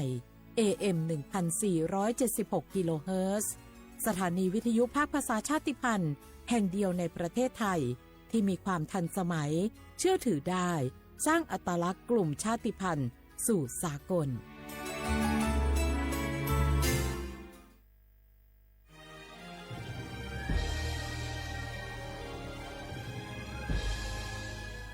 เกิดเป็นคนไทย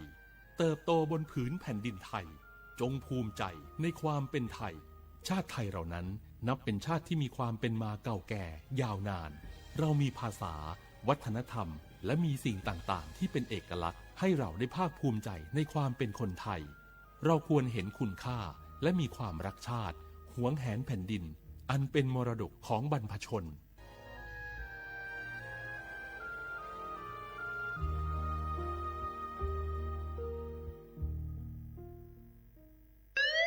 คุณผู้ฟังคะทุกวันนี้มิจฉาชีพ มาในรูปแบบใหม่ๆมากมายที่เราอาจคาดไม่ถึงผมเนี่ยก็เคยโดนมิจฉาชีพโทรมาบอกว่าเป็นเพื่อนสนิทแล้วขอยืมเงินโชคดีนะที่เพื่อนคนนั้นอยู่ด้วยกันกับผมเลยรอดหนูก็เพิ่งโดนโทรมาบอกว่าเป็นตำรวจบอกว่าหนูมีคดีเกี่ยวข้องกับยาเสพติดแล้วก็ต้องโอนเงินไปเพื่อเคลียร์คดีโชคดีที่ตั้งสติแล้วก็ตรวจสอบก่อนไม่อย่างนั้นเงินเก็บหนูคงหายหมดแน่ๆเลยหากมีคนอ้างว่าเป็นเจ้าหน้าที่หรือให้โอนเงินอย่ารีบเชื่อต้องตรวจสอบข้อมูลกับหน่วยงานโดยตรงห้ามโอนเงินหรือให้ข้อมูลส่วนตัวเด็ดขาดและอย่าลืมนะคะว่าถ้าหากพบข้อความหรือโทรศัพท์แปลกๆให้แจ้งเจ้าหน้าที่ที่สายด่วน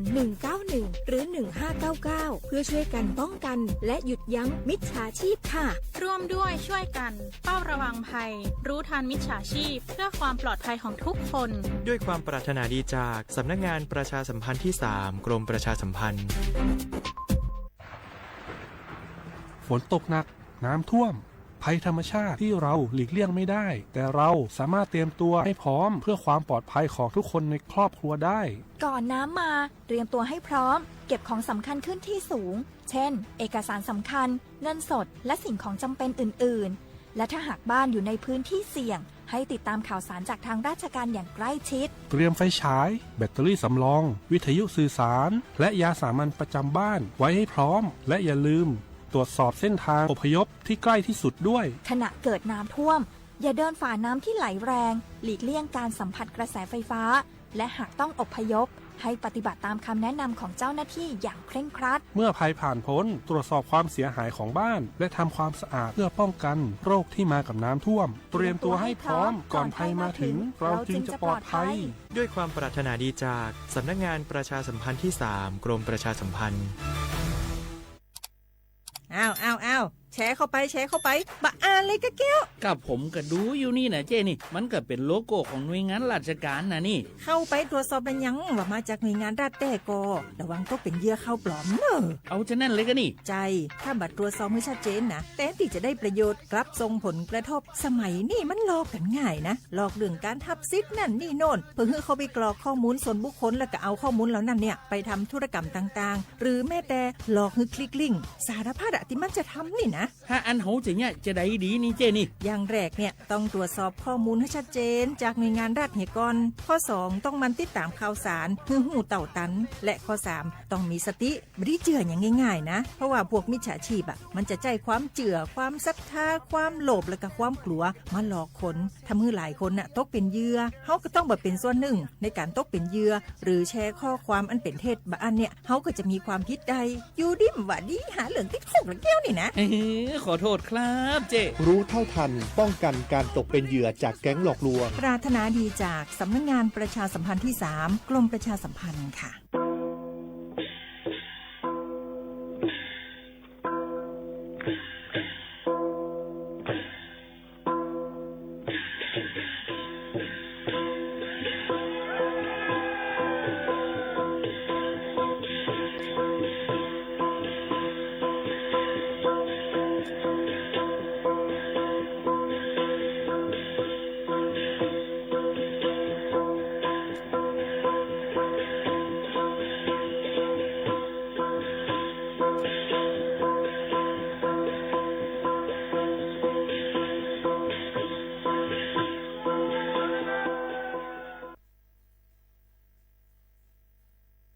พี่น้องเขาสนใจใครปืนเผาผ่านตั้งห้องเปิดเซ็งสวทเก้งใหม่ปั่นตั้งหูห่มปาดังมีดังซื้อถ่อมแจ้งแล้งหลีกว่าไก่ในปืนตีเจดอนเก้งใหม่กับสืบมาเลยดีสวทเก้งใหม่หมายฟ้น053-276-068และ0922468579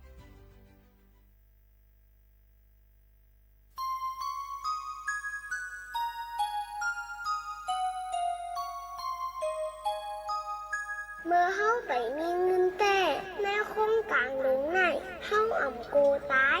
เผื่อเฮามีเงินน้ำลำมาไหนซ้ำโกตายค่ะวะเมื่อไปมีเงินแต่กินจังหือก็หวานนอนจังหือก็หลับกล้วยกะเผื่อเฮามีเงินค่ะน้ำมานอนก่อนฮับรับลีลีนอกเฮือนในเฮือน คัดกักซอหวยใหญ่หวยหลงแรงป้าหมาโมหงลูกมุกกงเสตางลูกเรียกไหวนำน้ำแค่นั้นอยู่เกาะใจย่างไปใครนิ้มเย่มีเงินน้ำเย่เลยไม่ใจน้ำต้องสารถูกไหนย้อนกว่าเงินคำเสเตือนจังมาหลักมาสนต้องสารถูกไหนอาสังมันจังลูซุ่มจ้องอยู่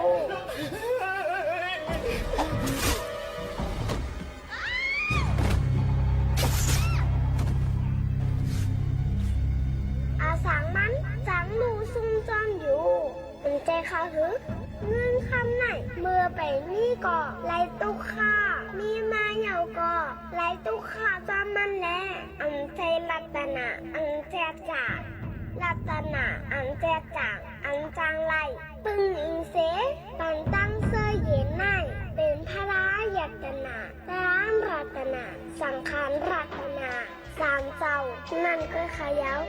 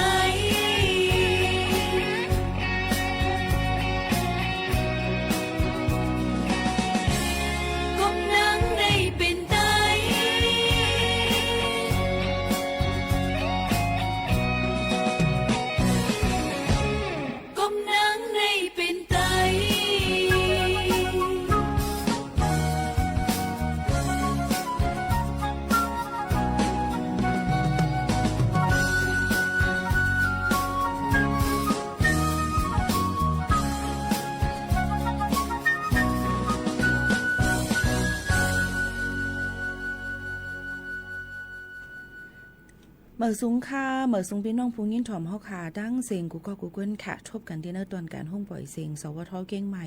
AM 147กิโลเฮิรตซ์ปืนปล่อยเสียงกูวันๆในค่ะในตอนการเฮาค่ะที่ในอยู่จอมขาวหมูขาวนวลสุภาวันเชื้อสารวินเป็นอ้อยก็อ้อยเสพ่อแม่พี่น้องเฮาเขาตอนตานในวันเมื่อในก็ถึงมาในวันพุธที่24เหลินทนเก่า2เฮงปลาย25ปีใต้2เฮง1ปากปลาย19ในค่ะพี่น้องเขาค่ะปีก็จะ13ปากปลาย87คู่อยู่จอมเขา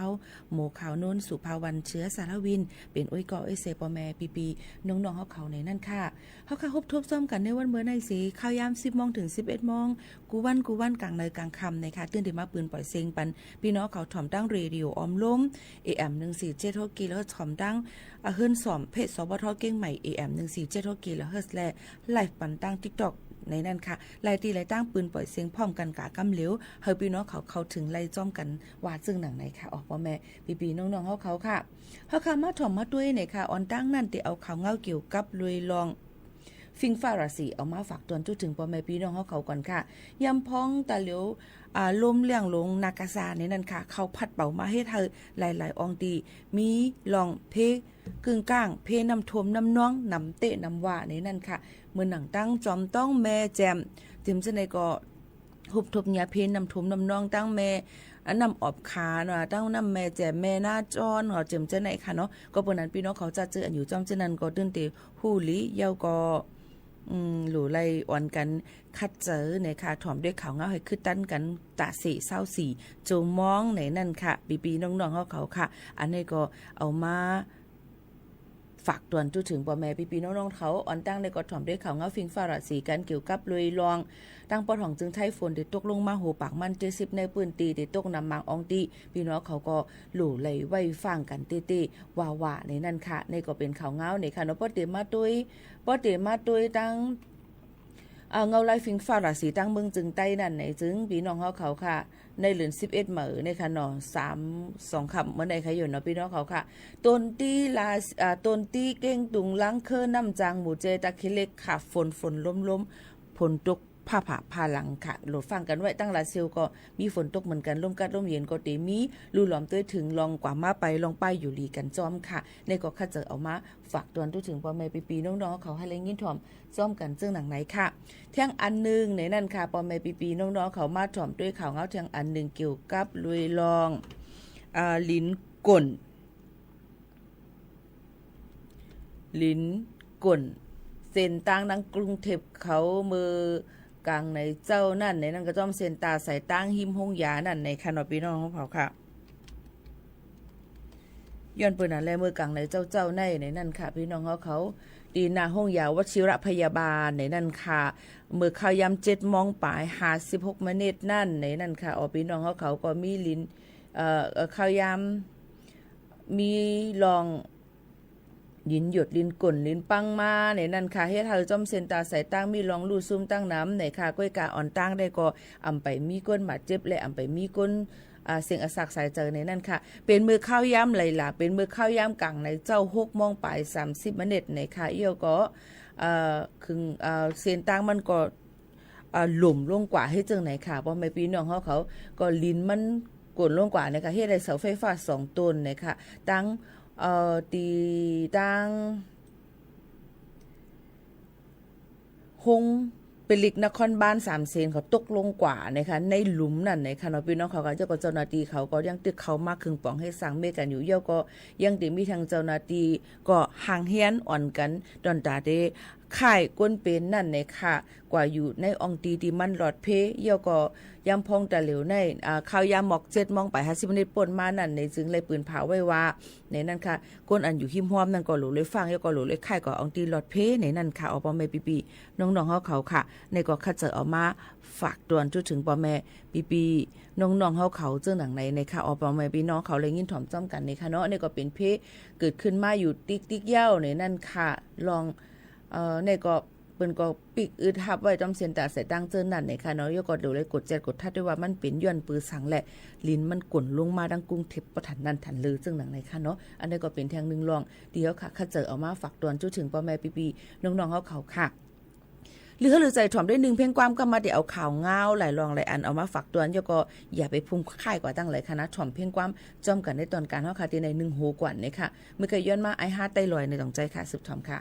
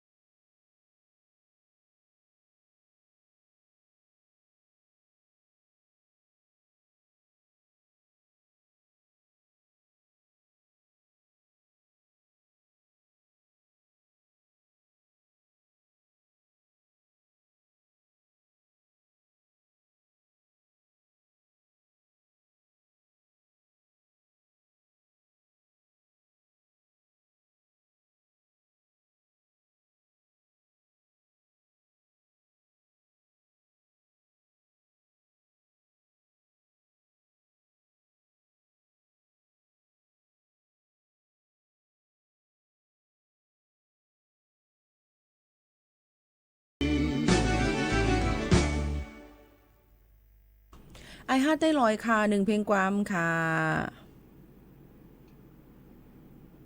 พี่ค่ะย้อนถามค่ะอะไรย้อนอ่านข้อความเองค่ะย้อนถามค่ะตีเขามีพาสปอร์ตในเขาซื้อเบอร์โทรศัพท์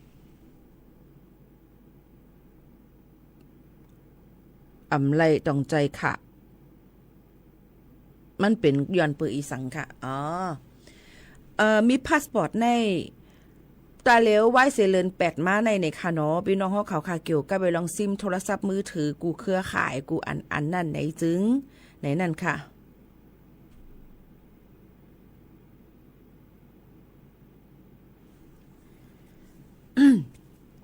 เตไลมันเตป้อเป็นไว้พาสปอร์ตไว้เขียวขอบแรงไว้เฮียงการไว้เจ้าในเตซื้ออำไลเปิดใหม่อำไลค่ะเตเลยมีปรับพาสปอร์ตสีแดงและเป็นพาสปอร์ต PJPV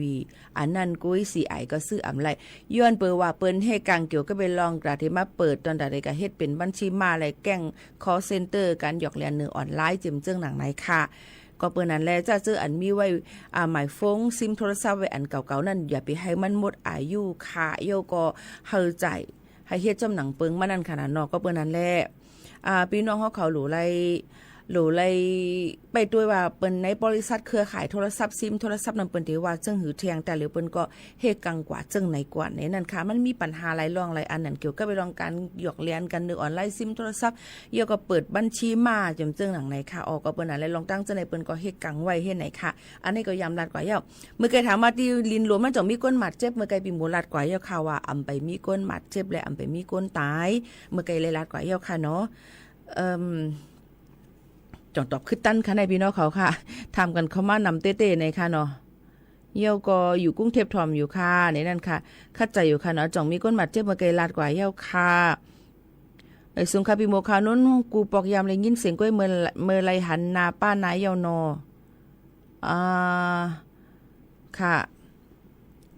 ยินจมขอบใจใหญ่นำค่ะเนาะพี่น้องเขาอ่านข้อความอำเต้นขึ้นย้อนน้อมใหญ่นำเต้ๆค่ะเมื่อไกลเลยลาดกว่าค่ะเนาะก็ไม่เฮาค่ะมาถ่อมด้วยเทียงไหนนั่นค่ะพี่น้องเขาเกี่ยวกับเลยลองปลัดเคยลองซิมโทรศัพท์มือถือว่าการหยอกเลียนกันมาจึมจะในกำนำพี่น้องเขาเตียถูกหยอกเลียนกันอำนำก็เกกำพองก็เตียถูกหยอกเลียนกำพองก็เตอำญาถูกหยอกเลียนย้อนเปือสั่งหลายย้อนเปือว่าพี่น้องใต้เฮาค่ะในมีลองตำเจอหยุ่มยำเนือกันจังหนังไหนค่ะเนาะว่าเป็นปีเป็นน้องกันนึงแค่นตำเจอกันจังหนังไหนค่ะเย้าไว้เอาลองปีเป็นน้องกันเสลองการหยอกเลียนกินกันว่าหยอกเลียนกินจิกตอกจอกเนือกันก็เกิดขึ้นมีมาในนั่นค่ะเมื่อนั่งพื้นลึกอันยินย้อนต่างมาหลายๆตีและยิ่งบวกเขานุ่นก็ส่งปันกว่าดีหลายๆตีให้เปิดเลยฮับผู้กันนั่นในนั่นค่ะหนังหือปฏิอำกว่าหยอกแหลนนั่นในค่ะเนาะมันก็ตีมีในนั่นค่ะวันเมืองก็สุกยุงเนี่ยค่ะเฮาหนังกันก็หยอกแหลนกินกันในนั่นค่ะเอาพี่น้องเขาก็เปิ้นนั่นแหละกวนอัน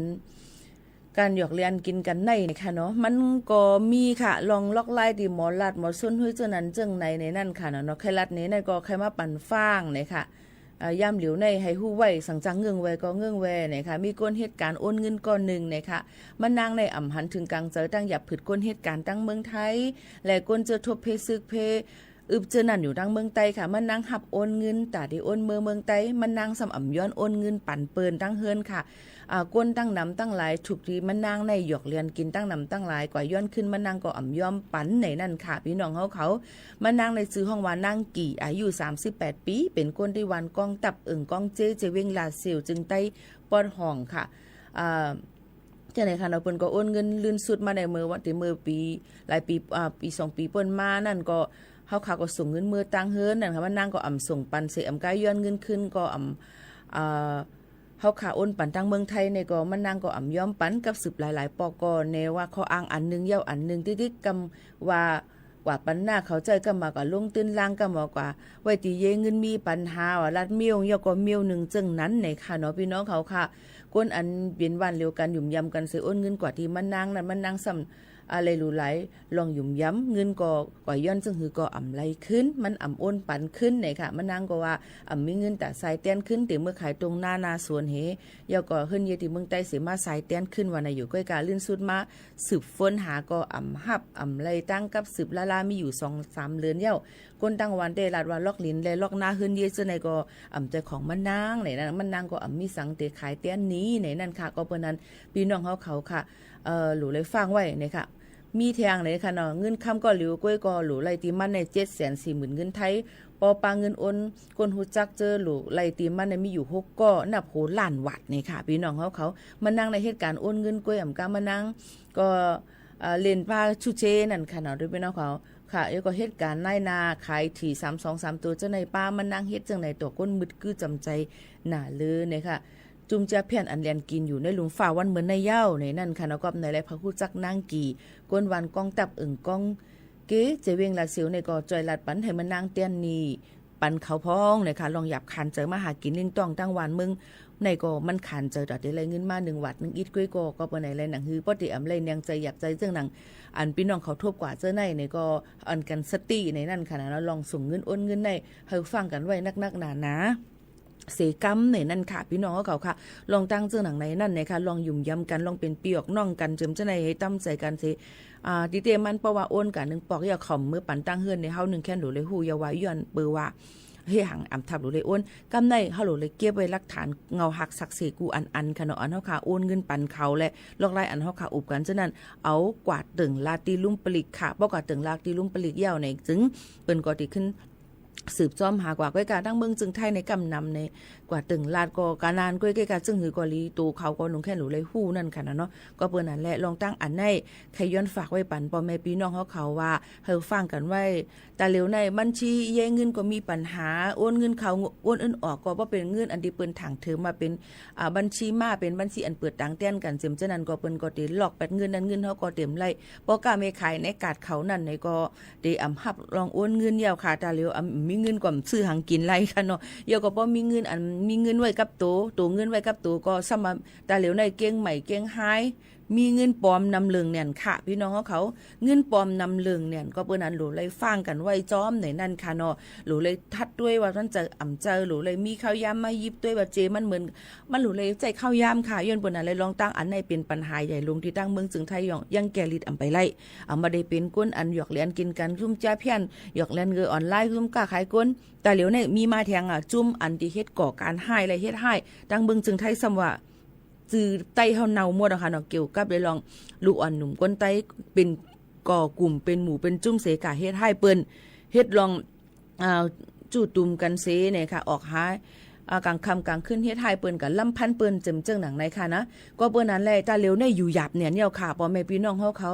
ย้อนเปิ้นนั้นแหละไหว้หลังจุ่มก้นให้ลำปุ้นก้นหนุ่มไทยญาตียอบเยามีก้นตียอบแทงปากปลาย89ก็ไหว้หลังเจ้าหน้าที่เขาตียอบไหลก้นจุ่มก้นหนุ่มไทยอันใจไอหม่องและไอท็อปเขานั่นออนโฮเซแหล่หันลำพันก้นหนุ่มไทยตีเก้งใหม่เมืองไทยเอามือเปิ้นป้อปุดขาดแบดนั่นมือวงป่นมานั่นสิเจ้าหน้าที่เขาก็แค้นกำกินกดทัดห้าวแห้งตอนตาแห้งการยันเมืองแลตียอบไหลก้นผิดหมายมีแทง1ปาก89ก็เนี่ยค่ะผู้ก้อนเติ้งปลิกหารผู้ทอนภาค5เขานั่นลาดกว่าที่ในปังซับแจงข่าวในวันที่23เดือนเก่าป่นมายามกลางใน11มองว่าในข่าวต่างวันที่18ถึงวันที่23เดือนธันวาคม2เฮงปลาย25ในเจ้าหน้าที่เขาจ้อมกดทัดรองพิษปักเปิงใหม่มีในเว้งเก้งใหม่แหล่ตั้งลำปุ้นเสตียอบไหลก้นมีตั้งพิษตั้งเสียง1ปากปลาย89ก็ในนั้นเป็นก้นอันหลักหลอมเข้าเมืองมีวัดไว้93ก็เหตุการณ์อันไรขว้าง16ก็เกี่ยวของยาเมากรรม16ก็หลักโคของ2ก็ป้อแหม2ก็วีซ่าหมดอายุโอเวอร์สเตย์นั่นแทง3ก็อัญญาเมอโหปันเหมือนหนังว่าปลายตั้งพิษมามีอยู่2ก็ในนั้นค่ะมีตั้งพิษต่างเจอต่างเปิงแทง55ก็ก้นมีตั้งพิษเจอในตั้งเสียงเป็นแห่งการยานเมืองค่ะหรือเสนั่นที่ยอบไหลก้นไทย7ก็อันหุงน้ำยาเมามิงดมกินไว้กระท่อมลอยาแก้ไอนำยาแห้งแอม150เสขายต่อก้นไทยและแห่งการยันเมืองค่ะสัมติยอบไหลเล่นยาไฟฟ้า30แลนเนี่ยค่ะตีก้นไทย1ก็เจ้าหน้าที่สืบรัดแทงลองตียอบไหลจุ่มก้นหายก้นหนุ่มใต้เป็นก้นเมืองมัน18ก็ป้าตั้งโหนาเขาใจหมองเลยใจทอบอันลำปุ้นหนุ่มยิ่งอายุ10อันลำพันหนุ่มยิ่ง14ปีนั่นเอามือไผ่ขวาปุดกว่าแลหนุ่มใจ2ก็เลยมาเจ็บมือคำวันที่16นั่นเจอนั่นเขาเป็นก้นได้จุ่มเก่าอันนั้นก็ต้องเก่าจุ่มดูใบจุ่มเก่า7เก่าและจุ่มโหมล้ำใจทอบนั่นยามปาในจุ่มก้นหนุ่มก้นหายที่กุ้งเทพเจอเขานั่นขอดพอดเป็นจุ่มมีเสิร์ตเหมือนกันขี่รถเครื่องแอลเซเลฮะปานพิษเปิ้นตอบเตี้ยนเปิ้นเจ้าหนังไหนค่ะก้นในจุ่มเขาอันตึกปลายหลอดไว้คือแทง12ก็เป็นเผาล่อนๆในหูมดยาวค่ะหลูหาโตเซตี้ยอบกล้วยค่ะในนั่นไอเลินอันว่านั่นเป็นโหนาเขาเหตุการณ์ปยามในนั่นค่ะในก้นหนุ่มใต้18ก้อนนั่นตา16ก้อเตียเอาตั้งพิษในค่ะคอนตุมกันเสียเฮ็ดให้เปิ้นไหลหมัดเจ็บตั้งพิษอันไหลขว้างเสียยิบมิดยิบแล้วอันเป็นใจไอหม่องและใจไอท็อปแต่ก็หรือเสียตั้งพิษเจ้านั่นเตียมือป้าเถียงตั้งพิษตั้งเจอใครเอาเปิ้นตายเสียตีปันต่ำตั้งพิษนักนากว่าเจ้าหนังไหนค่ะย้อนเปิ้นนั่นแลย่างพองแต่เหลวนั่นพี่น้องขอรู้ฟังอยู่ฟังกินกันค่ะเนาะเยาก็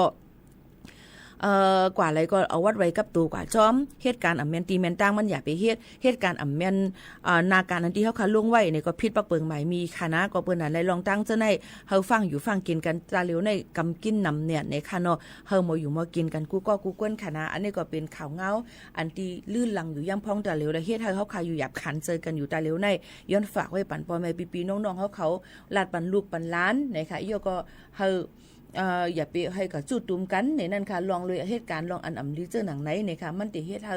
อยู่หยับคันเจอในนั่นค่ะเอาพี่น้องเขาค่ะยก็เลื่อนสุดมาเปิ้นก็ติลืบออกนอกเมืองสิจังเข้ามาในเมืองไทยเถียงเจิงหนังไหนค่ะก็เพราะนั้นหลู่ให้แมนตีแมนตั้งมันค่ะเนาะพี่น้องเขาค่ะอย่าไปให้เลยลองตั้งถูกแมนมันติมีลองตั้งสุกสักเจอ ตุ่มเตอหลายรองหลายอันหลายฝ่ายนะคะอ๋อแต่เหลียวก็ย่ำไปหันลองการเป็นเจ้าในมังก็ถามว่าเฮียงผู้โหเป่าใต้เฮาค่ะเนี่ยออกมาลาดออกมาเคลาในบ่เฮาค่ะถือว่ามาจังไหนในจึงโหเป่าอันว่ามันมีโหเป่านำแน่ในจุ่มปีน้องใต้เฮาค่ะเนี่ยจุ่มอันนั้นว่าจุ่มอันไหนมีนำเนี่ยด้วยกับว่าเป็นจังไหนมาในนั่นในจึงอันลำลองเลยเซเปิ้นอำตับลูกก็เปิ้เฮาเผอมาว่าหลูเลยทิ้งตูเฮาเจอเฮาลูกลังเฮาคายหนังคือบ่ได้อำกว่าเฮ็ดให้กดจุ่มเจิงหนังนั้นนะคะเนาะอันรัดมาเจอในหยุ่มยามมังก็กันที่ป้าลูกป้าหลานอยู่นั่นค่ะก็กะมังก็ว่าอำฮู้ได้เฮ็ดมันให้น่ะเนี่ยจังนั้นค่ะบ่เอาไว้วันเฮาเมืองเฮาก็อันนี้ให้เป็นขี้ยาขี้พินบ่ออกมาทางใดก็มาเฮ็ดในเที่ยงได้มันก็หยาบคันเจอเที่ยงมันอยู่มันหลู่เลยรวมด้วยถึงกันเตๆว่าๆจังหนังไหนค่ะเนาะพี่น้องเขาค่ะอันนี้ก็ลำลองเนี่ยอันไหนนั่นค่ะพี่น้องเขาก็บ่นั่นแหละเฮาถูกดีไล่กุมทิ้งลูกลางเฮาหลานเฮาหนังคือบ่ได้อำกว่าเหตุการณ์หายจึงหนังไหนนั่นค่ะพี่น้องเขาค่ะบ่ได้ก็กลุ่มไปมองว่าก็นั่นมาก็ในมานี่กำนำพี่น้องแต่ค่ะในใครให้มีผู้อันโหก็ไม่บ่มีผู้อันโหมาในก็ว่ากันบ่เฮ็ดทางผิดมาอันนั้นก็เป็นผู้อันโหอันก็ได้โหจุ่มจะได้มีอยู่น่ะก็ไม่บ่เฮ็ดผิดมาเฮียงผู้อันโหห้ามมาจ้อยมาลาดอ่ะเฮียงก็ในนั้นมาลาดอ่ะมาหยับกันนี่กาเก่าในกานี่เก่าในค่ะเฮาหลู่ไล่กุมทิ้งตูเฮาลูกล่างหลานเฮานั่นไฮลีในนั่นค่ะพี่น้องเขาค่ะอย่าไปใจอย่าใจเกินเปิ้นนะคะเนาะพันเป็นทางขึ้นมาบ่ทันว่าผู้ใหญ่ก้นหลวงเฮาค่ะ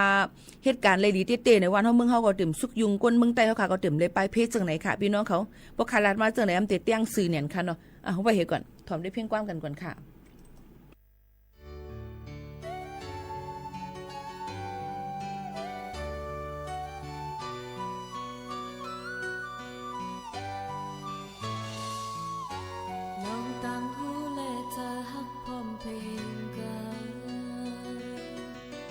บ่ไต้เป็นอันเลวหุงพักเค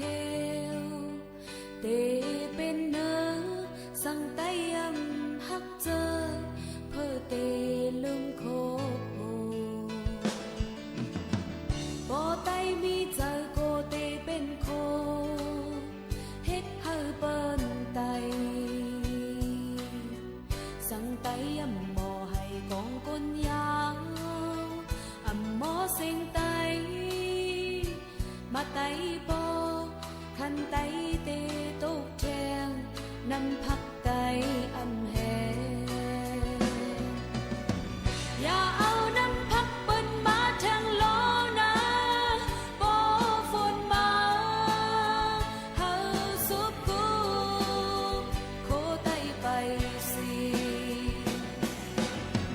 อย่าเอาโคนุ่งเปิ้นมาแทงล้อนะคนโหไตอำไปงออย่าหาจูเปิ้นโกนำเฮาอำโพดเฮาจอยกันสนไฟไตอำนักเฮาจอยกันสนแจ้ง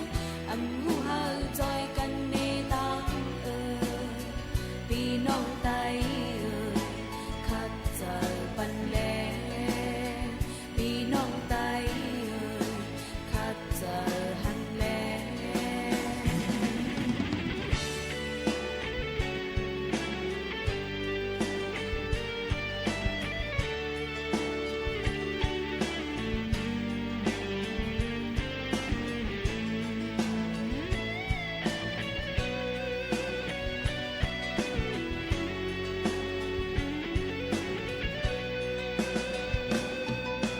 ลองตามหูและเธอฮักพร้อมเพลงกา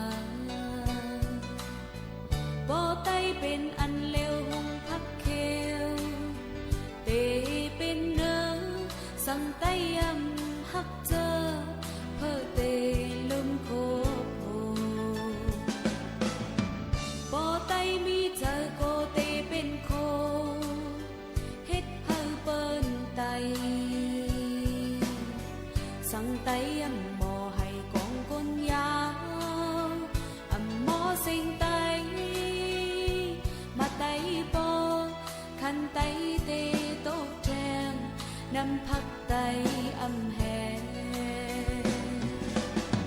อย่าเอาน้ำพักเปิ้นมาแทงล้อนะบ่ฝนมาเฮาสุบกู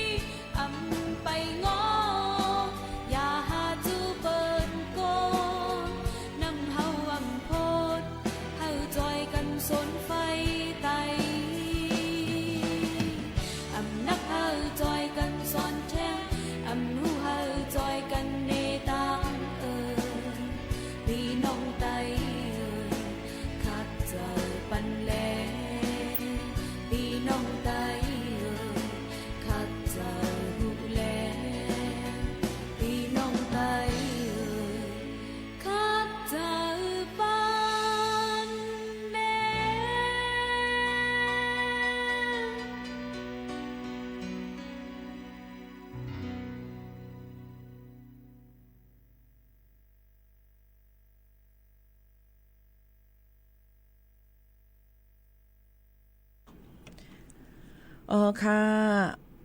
พี่น้องเขายันเพียงกว่ามาตั้งนำตั้งหลายเปิดอำตันคือเดียวค่ะยันบ่ว่าอะไรอันเนียนในค่ะเนาะพี่น้องเขาค่ะ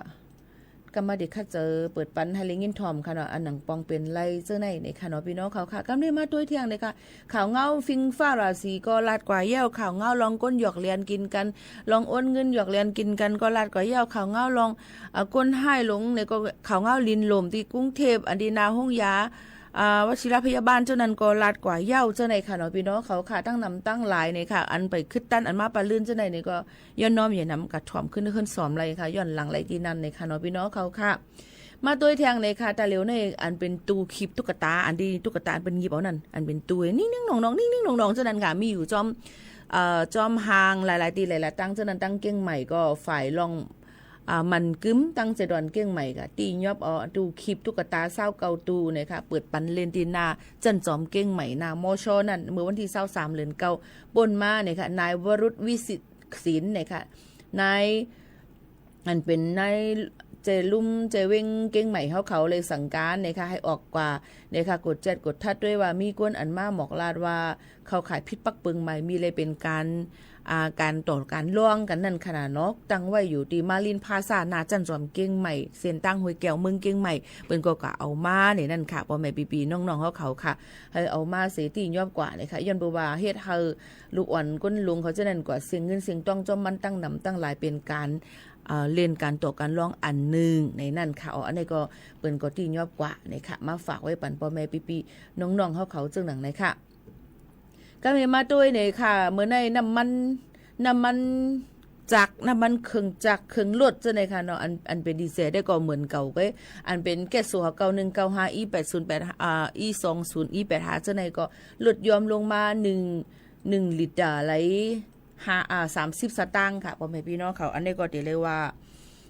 าลดยอมลงมาอีกอ่อนนึงในด้านค่ะเนาะนี่ก็เดี๋ยวเลยปรับปัญจลีมจลีลีแต่เร็วในซ้ำกาคันค่ำเป็นจังหือคาลานะคะพี่น้องเขาเมื่อในลดยอมลงมา150 บาทขึ้นเมื่อไกลขึ้นอย่าง50 บาทอ่ะขึ้นลงอยู่จ้อมาการหุ่นเขานั่นขนาดเนาะพี่น้องเขาค่ะก็เปิ้นนั้นแล้วว่าเป็นกาคันค่ำเมื่อในข้าวยาม10 โมงกึ่งในเมื่อไกลในไม่ขึ้นลงเป็นโปรแกรมที่4เอาเนี่ยค่ะเนาะก็ว่าเป็นค่ำแตงได้ขายออก1แก็บ1วัตต์เลย56,000เฮง8ปาก50 วัตต์56,850 วัตต์ค่ะแล้วก็ว่าเป็นคำสายข้อว่าจอบแวนเนาะจิมเจ้าในก็1วัตต์ที่เป็นอยู่ที่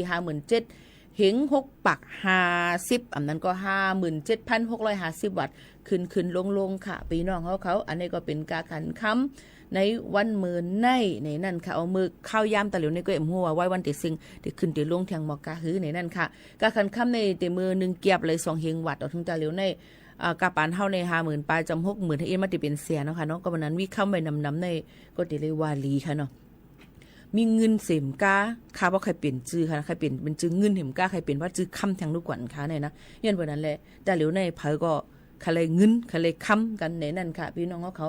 หาโยก็กับปานหากินหยับเนี่ยค่ะเนาะตาเหลียวนั่นเนี่ยค่ะอีหยังเผยก็ค้างเราก้นมักก้นมีเป็นก็ค้าง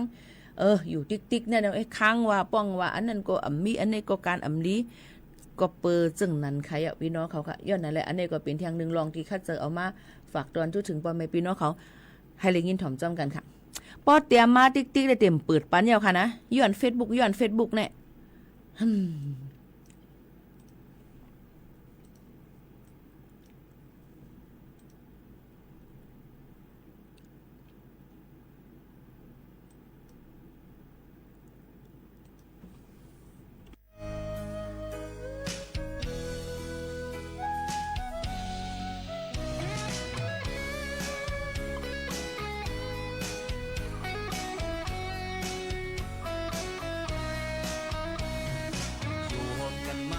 ยามตั้งหึงยาว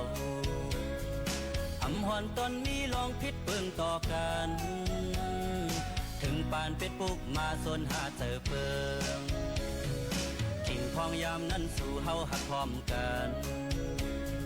เผยหันก็ป้อยองอามลองส่องเฮาสู่เอาเป็ดปุกมาเกายาแล้วยาวสั่งว่านางอันทบก็หักเลอน้องหักน้องเลอปีก็มือลาน้องอ่อนเนยกว่าลานางก็อันเสมอนอยู่ก็ ย้อนสู่ปันแทงอำสีจันเยานาอำขีจะสั่งอำเหนียงจะสั่งปอห้างตึงนั่งเก่าในเมืองของกลางมีห้างตั้งนำอำมีเก่าก็เดียว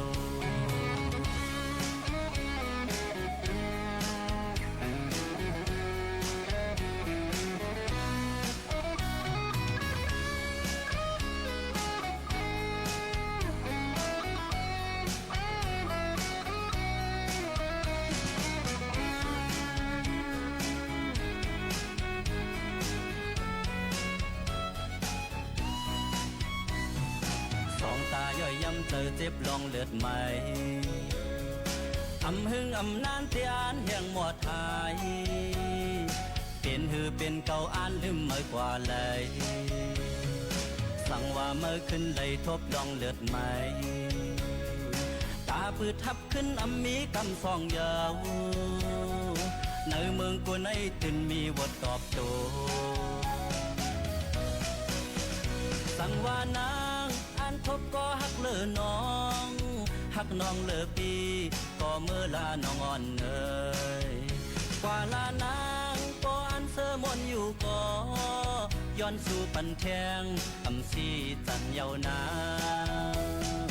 อำขีจะสั่งอำเหนียงจะสั่งก็ห้างตึงนั่งเก่าในเมืองของกลางมีห้างตั้งนำอำมีเก่าก็เดียวสั่งว่านางอันทบก็หักเลือน้องหักน้องเลือปีก็เมื่อลาน้องอ่อนเอ่ยกว่าลานางปออันเสือมนอยู่ก็ย้อนสู่ปันแทงอำสีจันเยานาอำขีจะสั่งอำเหนียงจะสั่งก็ห้างตึงนั่งเก่าในเมืองของกลางมีห้างตั้งนำอำมีเก่าก็เดียว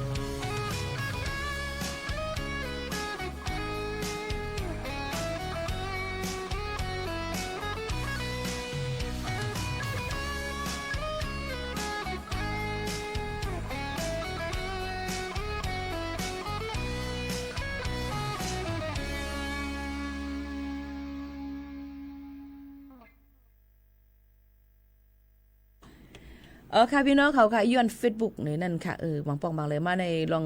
การกับสืบกันในโซเชียลมีเดียในออนไลน์ในก็หลายอันค่ะมังก็กับสืบมามังก็หมอเล่นค่ะมังก็หมอเล่นเตลีเตให้อยู่ที่เฮาคาตี้ไล่เนี่ยค่ะว่ามังก็เนี่ยก็เอาโปรไฟล์มาหยอกเลียนเฮเนี่ยค่ะมีดังนำมาหยอกเลียนในนั่งยิงเนี่ยก็ซิมเงินกะก็มีเนี่ยก็การก้นหยอกเลียนในออนไลน์เหมือนกันนะคะมันก็หยอกเลียนในการเฮคินกันไว้เพื่อกะด้วยทำไม่ตรงปกเป็นจังได๋ก็ฮับไรสิก็มีมาก็เปิ้นนั่นแหละพี่น้องเขาอย่าไปพุ่งห้างแต่งป่นเลยสิอันตัวเตมันนั่นค่ะก็มาบ่เปิ้นหันตัวเตเอาได้ว่าแต่เหมือนกันตั้งอันในนั่นให้อีหลงทำแต่ว่าในเที่ยงยืนวันนั้นแต่เหลียวกับปาน AI ค่ะแค่ละอีสังมันก็เฮ็ดออกมาปันเฮาในนั่นค่ะน้องอยู่นอกเมืองอยู่เมืองกะเราเหนือท้องฟ้าอยู่กะเราลงก็มีมาหมดยันปานนั้นแหละเพราะเฮาค่ะดูเลยหมอตุ้ยนั่นค่ะเนาะกำนำมันก็ป่องเจอว่าเป็น AI มันก็อป่องเจอเนี่ยทำแต่อยู่เตะลองตั้งเส้นในก็เตมีก็ปานนั้นแหละลองตั้งกับปานตะเหลียวในกับปานอย่างที่มันคิดกับบางอันมันก็ปันพ่อนดีแล้วก็บางอันก็ปันพ่อนลองตั้งสุกยุงเจอเคยปันพ่อนให้เฮาค่ะก็จังเป็นไรเหมือนกันในนั่นค่ะแล้วก็ฟังกันไว้ลองหยอกเล่นกันเนี่ยค่ะมันก็เตมีอ่ะรู้จักกันใน Facebook มันลัดข่าวว่ามันมีเมเผื่อคัดตัวมันทำว่ามันมีเมปีหมดจอยปันอิดค่าเนี่ยเนาะจอยกับหาปันโผค่าอีกนึงเนี่ยก็มีมาค่ะก็ยากกูจอดกูเจียวเนี่ยค่ะเนาะตะเหลียวเนี่ยกับหาปันโผมันก็มีกับหาปันเมมันก็มีหาปันลูกมันก็มีเนี่ยค่ะเนาะก็เปิ้นไหนก็หลู่ไล่ตัวกันลีลีนี่นั่นค่ะนะอย่าไปกลุ่มเกลือจังนั้นมันก็บ่ตักมาติหมู่ขาวโน่นในหมู่ขาวโน่นเต็มไล่ลัดต่อย้อนมันก็ในเขาได้ลัดต่อเลยลองตั้งที่เป็นความสู่ๆเข้าๆให้ไหนคะพวกกับตัวในโปรไฟล์เขายังก็มันเจอมีโลมีลุงมีล่างทำมาลาต่อเขาก็มาเมเขาได้จำแต่ลำนั่นเนาะก็ปนนั้นเลยเพราะเขาเกียกก็เขาก็อย่าไปเฮ็ดตีเปิ้นก็ตีเกียกเหมือนกันในเจ้านังไหนค่ะย้อนนั้นเลยมันก็บ่ตักมาเลยเล่นแม่นลองแม่นตั้งมันนี่หมู่ขาวโน่นตีตอบค่ะนะมันก็ว่าตักมาเลยมันตอบล้ม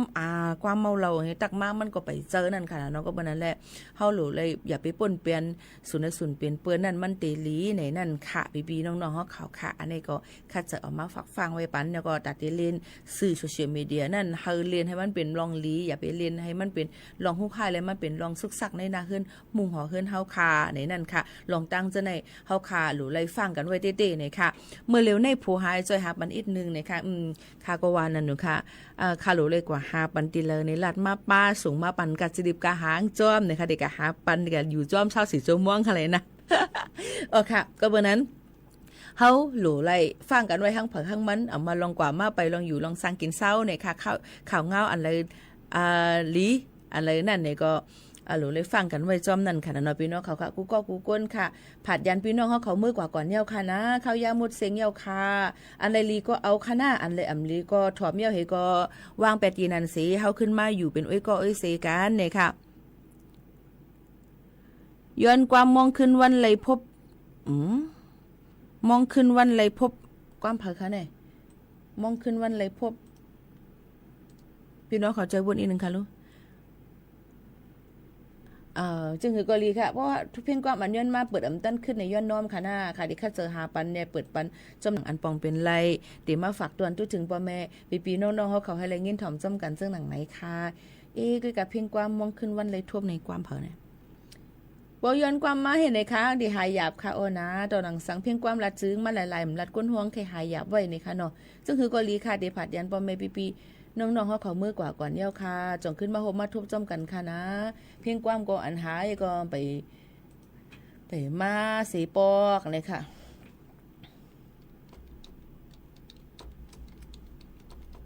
หายอยู่ก็ไปมากค่ะเนี่ย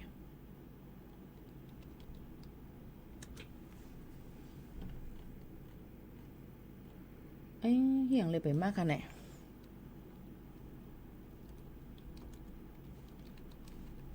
จะเลยผัดกันมือค่ะในวันนี้เนี่ย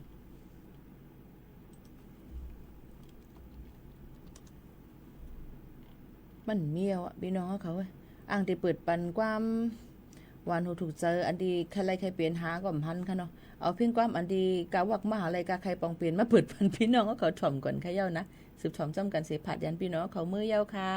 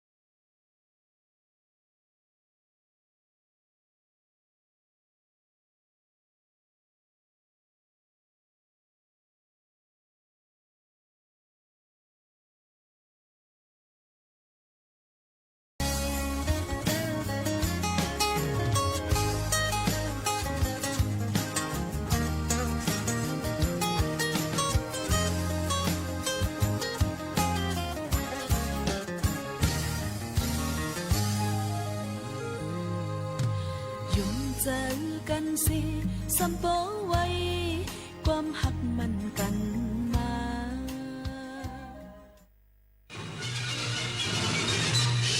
สถานีวิทยุกระจายเสียงแห่งประเทศไทยและเครือข่ายทั่วประเทศเสนอข่าวต้นชั่วโมง รู้เร็วรู้จริงเกาะติดทุกสถานการณ์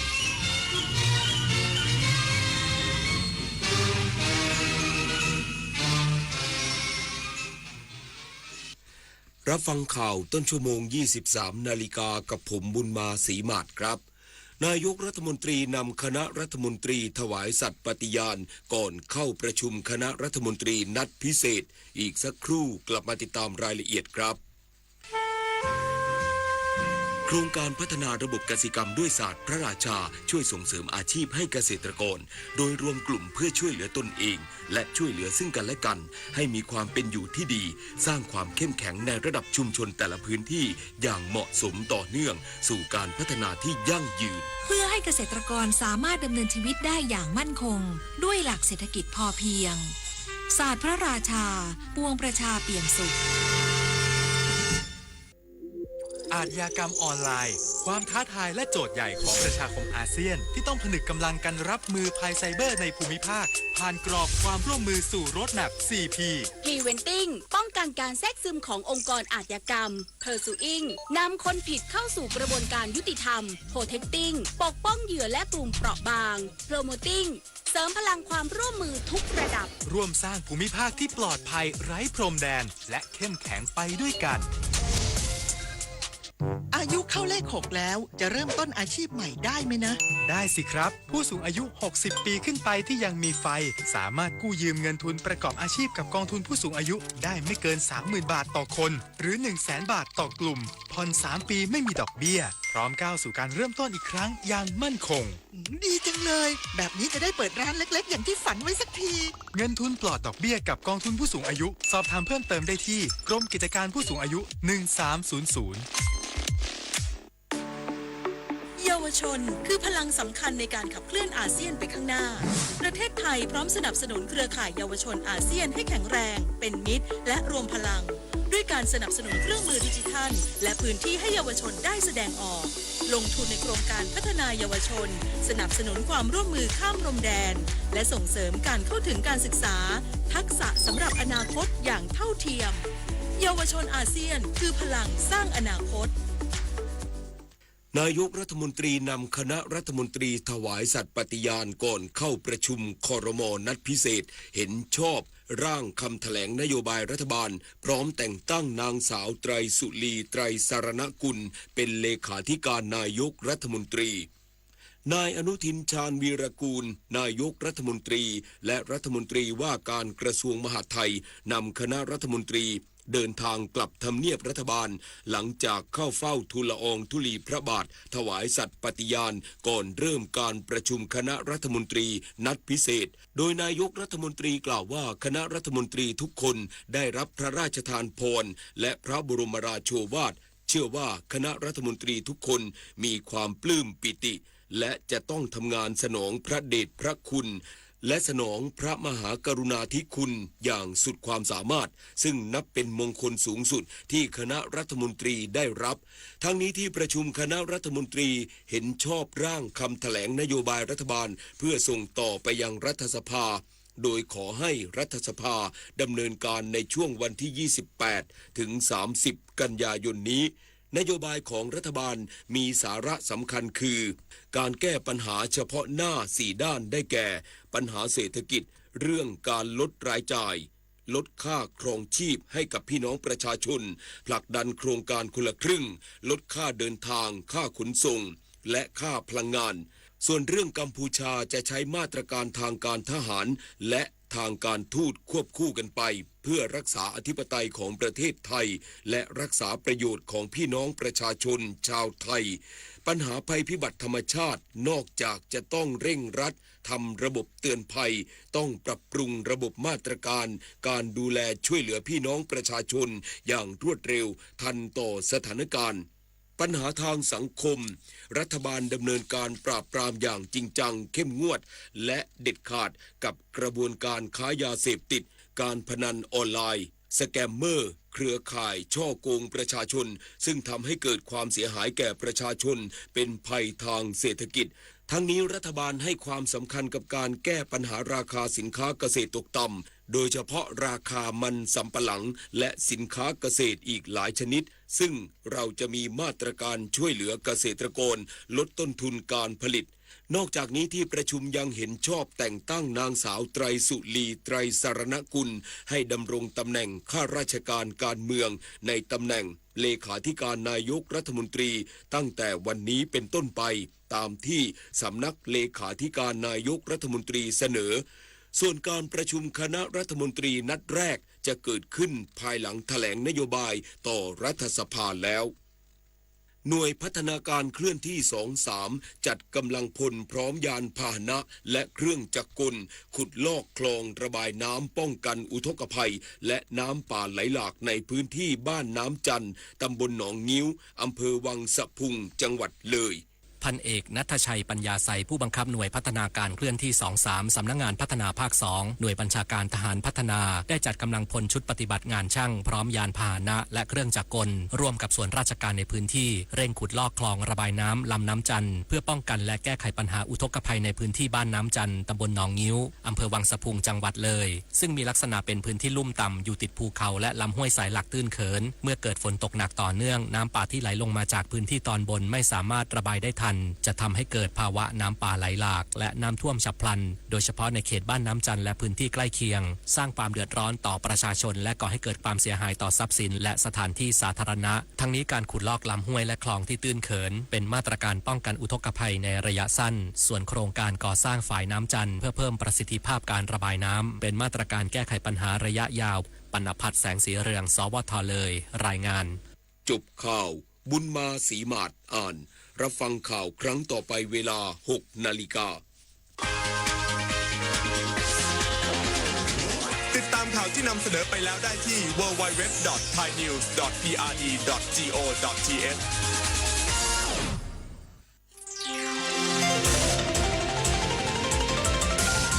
วิทยุแห่งประเทศไทยให้ความรู้คู่ความสุขต่อไปนี้ขอเชิญท่านฟังรายการเพื่อนฝันดำเนินรายการโดยจารุลินมุสิกพงศ์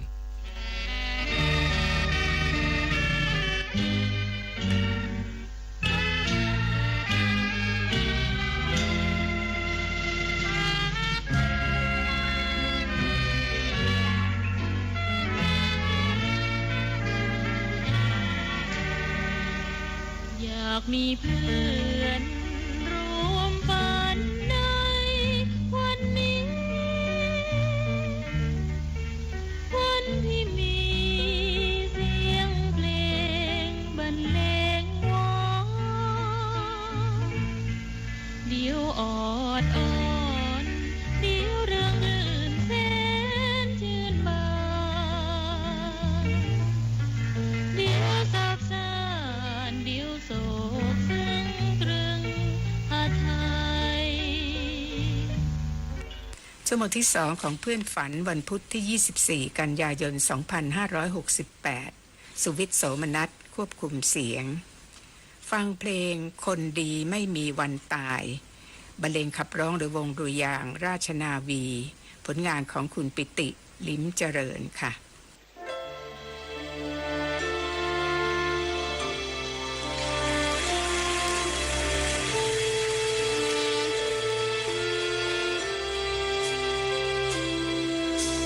แม้ไม่มีใครรู้แต่เรารู้ว่าเรานั้นทำเพื่อใครไม่ว่าวันพรุ่งนี้มันจะเป็นเช่นไรก็จะไม่เสียใจกับสิ่งที่เราได้ทำ